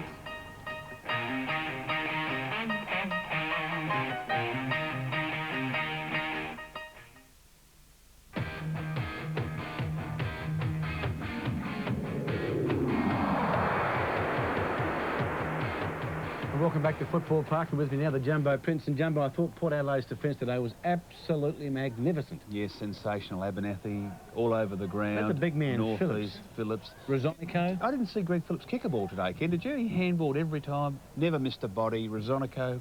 I thought Harris, after an early bit of a stutter, came back brilliantly to knock the ball away from Fidge on many occasions. And, of course, Georgie Porgy back there in that back pocket was just sensational. Well, it's unbelievable stuff. When you think about it, Fiacchi's performance in the back pocket was absolutely brilliant, wasn't it? Well, he would set himself up for the composite side next year. I thought his performance today was just magnificent. Well, actually, Ricky's performances in the major round have been absolutely fantastic. They really have. Yes, and Port Adelaide have got an enormous amount of confidence and an enormous amount of thrill for each other, and it really shows, doesn't it? Certainly did. OK, let's now take you to David Mackay. He's talking to some lovely ladies. Down in the rooms, we have the wives of the players, wives and girlfriends. With me, I have Sandy Cow, Ben Harris's girlfriend. Sandy, you've just arrived down from Queensland today. Last night, but Ben didn't know about it. So it was a surprise? Very much so. How did you keep it from him? Didn't tell him. Must have been very difficult with him playing down here and you living up there. Yeah, we handle it. We're OK. Now, how long are you down for now? A couple of weeks. So you'll get to celebrate with him? Definitely. And give us a critique on his game. How did you think he played? Well, very well. He got a bit of a hiding in the second semi-final. Did you hear about that? No, not really. But he really did pull out all stops today, and I thought he did a terrific job on John Fidge. Must be very proud of him. Very, extremely. Have you been to Adelaide before? Once. So you get a chance now to have a look around and celebrate with the rest of the wives and girlfriends. Now the footy's over. Terrific. Well, nice to meet you. Also with me I have Lorraine Hayner, who's Paul Rosonico's girlfriend. Must be very proud of him too. Oh, very. Excellent. Did you know that he was going to be selected before Thursday night? Oh, I didn't really know. I was very nervous, but, you know, he was lucky enough to get in, and I think he deserved it. He certainly played very, very well. He did very well, yeah. Also with me I've got Paul Northeast's girlfriend. You must be very proud of him. Yeah, very proud. Bit of celebration? Yeah. Terrific. Sure. Graham, commiserations. No second prize in finals. Never a second prize. You may as well finish last. No, that's not true, but at least you've got a chance. But when you have an opportunity and the game is as winnable as it's ever been and you don't take advantage of the opportunities you have, well, you just got to sit down and say, well, was it all worth it? Well, you said in the Port room afterwards, magnanimously, that, you know, if ever you're going to win a final, you were going to win this one. Everything went wrong with Port. What went wrong with the Bays? Well, you know, I'd said right from the middle of the year that this is the most winnable grand final that our club would have. And it seemed as though things were going pretty much to plan, but it was just a 10-minute burst in the by them in the second quarter, and then we didn't capitalise on the opportunity that we had with the win in the third quarter, and I just didn't think that we had some fine efforts and we had some fully committed, desperate efforts, but I just was disappointed with the total effort and the total urgency and the total desperation. And if we'd have played all the game as we played the last quarter, when we still had a chance even into the breeze, there wouldn't have been any doubt in the game. And you just can't look back on a game of football and say, well, why wasn't it like that? We didn't take the opportunities when they were there. Graham, were you a little unfortunate as much that they kicked with the breeze for the first two quarters? I mean, it was a marvellous first quarter effort by the Bays, what I thought was into the breeze, and then you copped it, a wind change in the second quarter. How important was that? Yeah, well, it didn't help. I mean, you kick into the breeze for 3 quarters, but I read that little snippet by Merv Agars this morning. He said the winners can laugh and the losers can please themselves. So there's no point complaining about that or umpiring decisions or luck. I mean, I think we've been a lucky team throughout the year, and when I guess we needed the luck most, it did desert us. But you've got to put a game of football beyond that as well. I can't use that as an excuse. The tagging of McDermott, pretty effective by Mark Williams. Yes, Chris was still inspirational, although he has been a pretty sore boy for a long time now, and again, I would never question his effort or commitment.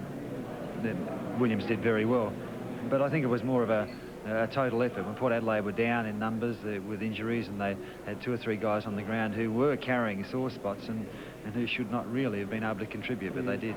They always play like that, Port Adelaide, but you feel that they were fighting a crusade, something extra in the Port Adelaide players that was going on behind the scenes. Do you think that helped them a bit? Well, that them against us mentality always helps. But, I mean, if anyone was fighting a crusade, it should have been us. I mean, I don't think it's any secret that the majority of South Australian football supporters are devastated and disappointed with the events that have happened over the last couple of months. And we're now in a situation where football is going to change. And to me, that's terribly sad. It shouldn't change. I mean, we shouldn't be a part of the AFL, but for the reasons that have transpired, we find ourselves in it. Now, from that point of view, with the majority of South Australian football supporters behind us, we should have been as inspired as they were.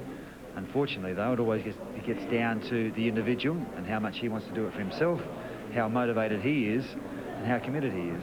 You went 6 down in that last quarter. The boys did show a lot of courage to fight back. Now, you know, 3 straight kicks the difference in the end, but, you know, it was never going to be enough, was it? No, well, we had our... Look, you know, I hadn't given up hope at all, even hitting the 25-minute mark of the last quarter. We just needed an ounce of luck. Their commitment and effort in the last quarter and the way we played the game was exactly what we wanted. Unfortunately, that team plan, if you like, and those disciplines weren't obvious in the previous 3 quarters when they were probably most important. Now, I know it's a terrible time to ask, but now, what of Graham Corns? What of the future? Well, it's cloudy. I mean, everyone's saying that there's other teams to coach, and they talk about the AFL entry, but I can honestly say I have had not any contact. I've not been approached by anyone from the league to coach our team here, but from my own personal point of view, if football is going to change so that our league is diminished in importance, it would be very, very difficult for me to demand the professionalism of the players and myself that I've tried to over the last 5 or 6 years. So I guess whilst that's an emotion and that you express when you're disappointed in the wake of a defeat, then you've probably got to wait to the cold, hard light of day before you make a rational decision. I just don't know. So I guess I'm confused. I don't know where football is going in South Australia, and therefore I'm not really quite sure of exactly what my part in it is. Studley, once again, commiserations, but thank you for the sporting, part of it and coming and talking to us. Thanks, Stacey.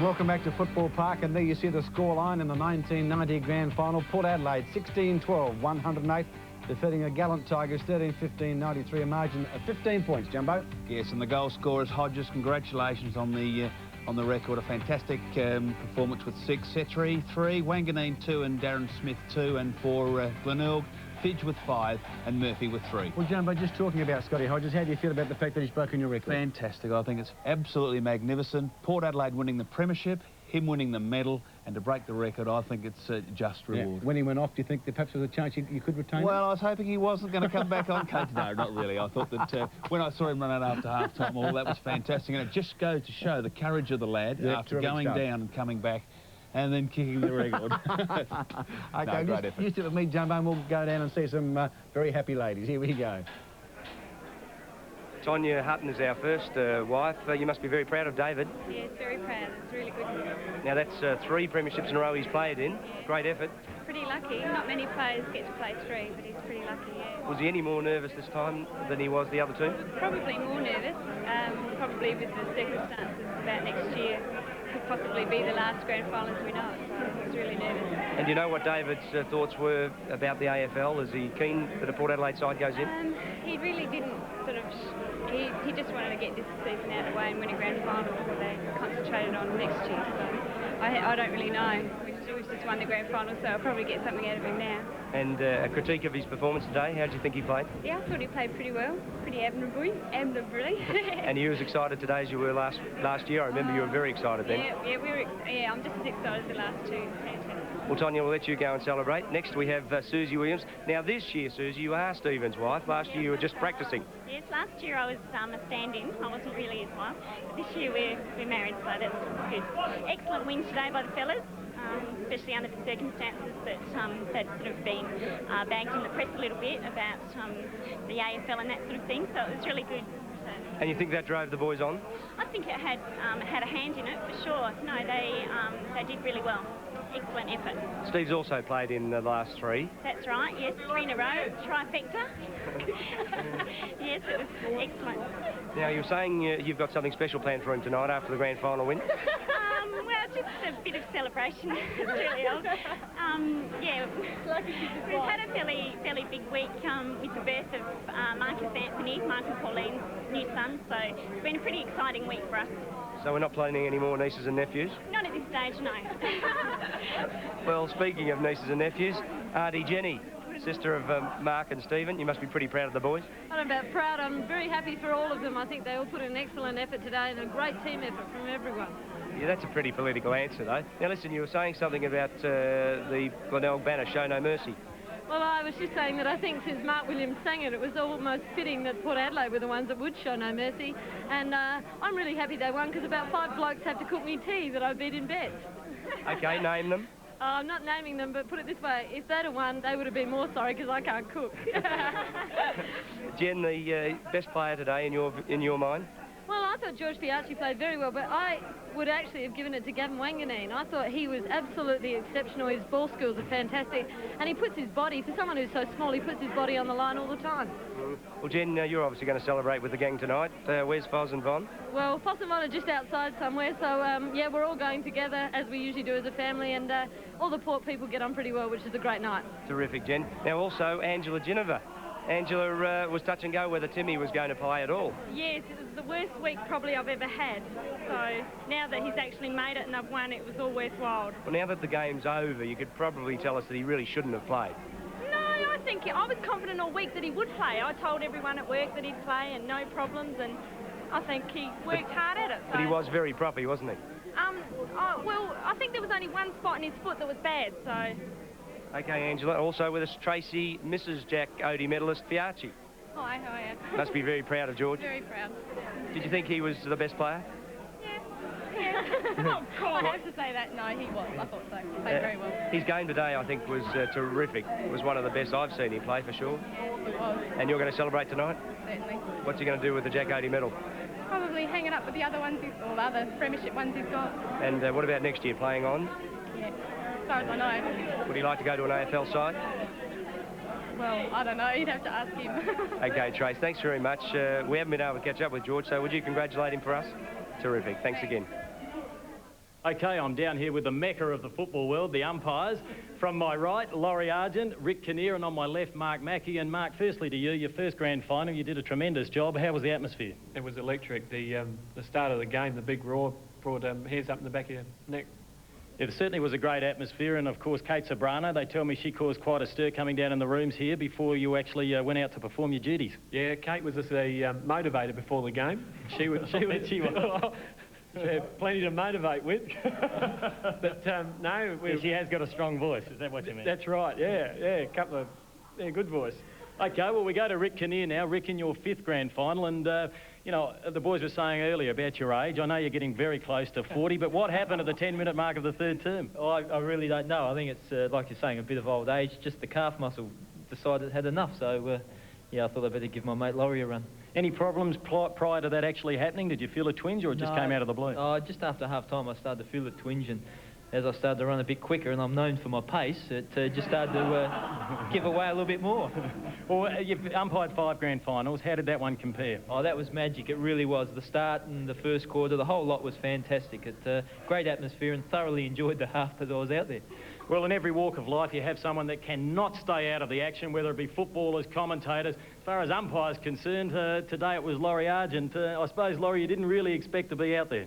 Kim, at 1:10 today, I was sitting in the outer here just having a pie with sauce and a couple of crunchy bars. And, I mean, these guys, you know, obviously deserved the grand final, and I thought, oh, well, they're very fit and they wouldn't have any problems. So during the course of the game, we had a few more Cadbury's crunchy bars that Rick supplied. And suddenly he calls me over after a goal was scored. He's calling me. I thought, oh, the footy's lost. I had a spare footy at my feet, so I bent down to pick it up and chuck it out to him. I noticed the boundary umpires were bringing the ball back. I thought, well, he's not after a footy. What's he after? And so suddenly I realised he was in a bit of strife, so I put down my crunchy bar and got serious about it and got the gear off and had to go out there. But I got out there.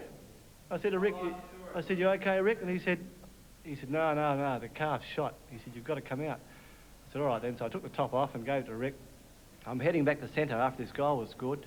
And Jakesy came out to me. He thought I was Rick Kinnear. God knows how he thought I was Rick Kinnear. and he said, I've come out to give you a message, son. He said, oh, it's not you, Rick. He said, well, I'll give it to you anyway, Argent. And he proceeded to give me heaps all the way back to centre. Well, the Glenelg runner, he's not short of having a few words to say. Just quickly, Mark, if you were to give the 3-2-1, how did you see it this afternoon? I agreed that Fiacchi is best on ground. I thought that Hodges didn't play a bad game.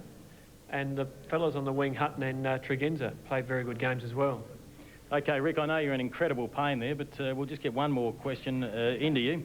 Your best three? Yeah, I'll probably agree with those. Tregenza played pretty well and George played very well, so yeah, I agree with those.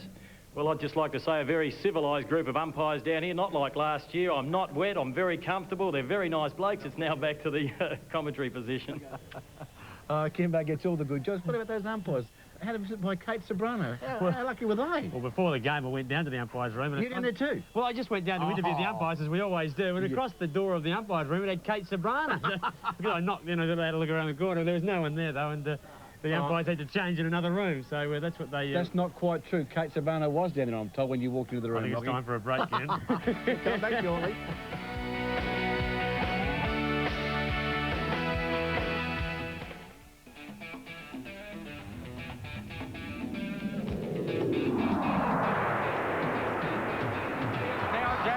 Across to Hutton. Hutton inside the half-forward line. In goes Marnie. Drop the football. Jennifer. Snaps towards goal. Hodges! Well, he had two options. He could have shepherded the ball through. He chose the latter to take the mark. And the 1990 Magarey medalists get goal one on the board. One-on-one. Harris, Fidge. Fidge in front. Harris thumps clear. Bays look for runner. Mansell against the tide. Jamison with a chance. Could bounce one. Oh, what a goal! Phillips tries to barge his way through. Who'd want to get in the front of him? Out they go again. Oh, it's solid football now. Hallahan has got Liptak short. And that's the way it goes. We'll sort out who's having a brawl in a minute. Liptak set sail for goal. That's home. It is on. It is on in the right full forward area. Gee, David Hynes threw a couple of the biggest right-hand roundabouts I've ever seen in my life, and Hodges was in there, so too Duthie, and it had to happen. Straight to Hutton, in turn out towards Hynes. Hynes drives it in long. Bartlett is back there, so too Duthie. He applies the spoil. Hodges looking for the crumb. Setri couldn't take it the first time, has a second opportunity, and he has threaded it. Perhaps it may even be swinging down to that northern end. We'll wait and see on that as Darren Mansell kicks around his body, better known as Nigel. Kicks too strong, into the goal, kicks his second. Good bounce, however. Milliken over the top, going through Mark Williams. Look for Geneva, try to give it back to northeast. Goes through left tack. One on the one again up there. This one could bounce through. Fidge a chance. Hodges sets himself. Duthie from behind. Smith took it brilliantly. The handball back to Hodges. It should sit. He has one and he blew it. Through goes off. This is now Setri. Setri kicks in long. Getting back on it is Hodges. Wind assisted. Hodges has got three. And it's still in play. Tregenza escapes the tackle there as Simons goes with kick number 8 up towards the half-forward line. Williams! 5 kicks, 4 handballs. Not known for his long kicking. Gives it a chance. That's a nice-looking kick. That is home. Is the unfortunate Hodges limps from the arena. To the applause of the crowd. A wonderful sportsman. McDermott from the half-forward line puts it up, out steams Fidge, off the fingers, Chigwedden through with a pace. Well done with Rosonico. Fidge around the corner, hooks it back there, looking for it is Murphy! Oh, what a take! kick number 2, yet to kick a goal, and he has got it. There were some of the highlights of the 1990 Grand Final. Certainly a magnificent contest. The game had the lot. Skill, excitement, drama, the works, with Port Adelaide, of course, in the end result, running out winners by 15 points. Back shortly.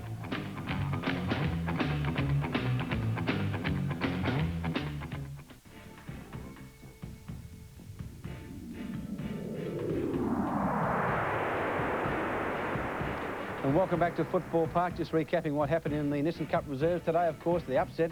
West Torrens, 17 goals, 12-114, defeated Port Adelaide 11-11, 77, a margin of 34 points, and the West Torrens supporters and, of course, their players were very, very happy indeed. And, of course, the big one, the 1990 Grand Final. And there you see it, Port Adelaide winning their 3rd premiership in a row. Port Adelaide 16-12. Defeating Glenelg 13 goals, 15, a margin of 15 points. A great performance by the Magpies. Looking at the goal kickers from that particular game, or from the big one today, and certainly Hodges was absolutely fantastic. But he kicked 6 and, of course, broke Rick Davies' record. And Fidge kicked 5. Tonight, of course, at 10:35, we have our grand final replay of the big one, Port Adelaide versus Glenelg. Looking at the attendance today for the grand final, 50,589 people watched the grand final. It was magnificent conditions for what was a great game of football. And, of course, it certainly takes us out for 1990. It's been a marvellous year. It's been a year, I guess, of drama with the AFL scene, but we certainly hope you've enjoyed our coverage of football right throughout the season, commencing, of course, with the Foundation Cup, now, of course, with the home and away series. And Port Adelaide have been magnificent, winning their 3rd premiership in a row, but full marks to Glenelg. They were absolutely fantastic. We certainly hope you've enjoyed our coverage of football in 1990. Coming up very, very shortly, National 9 News.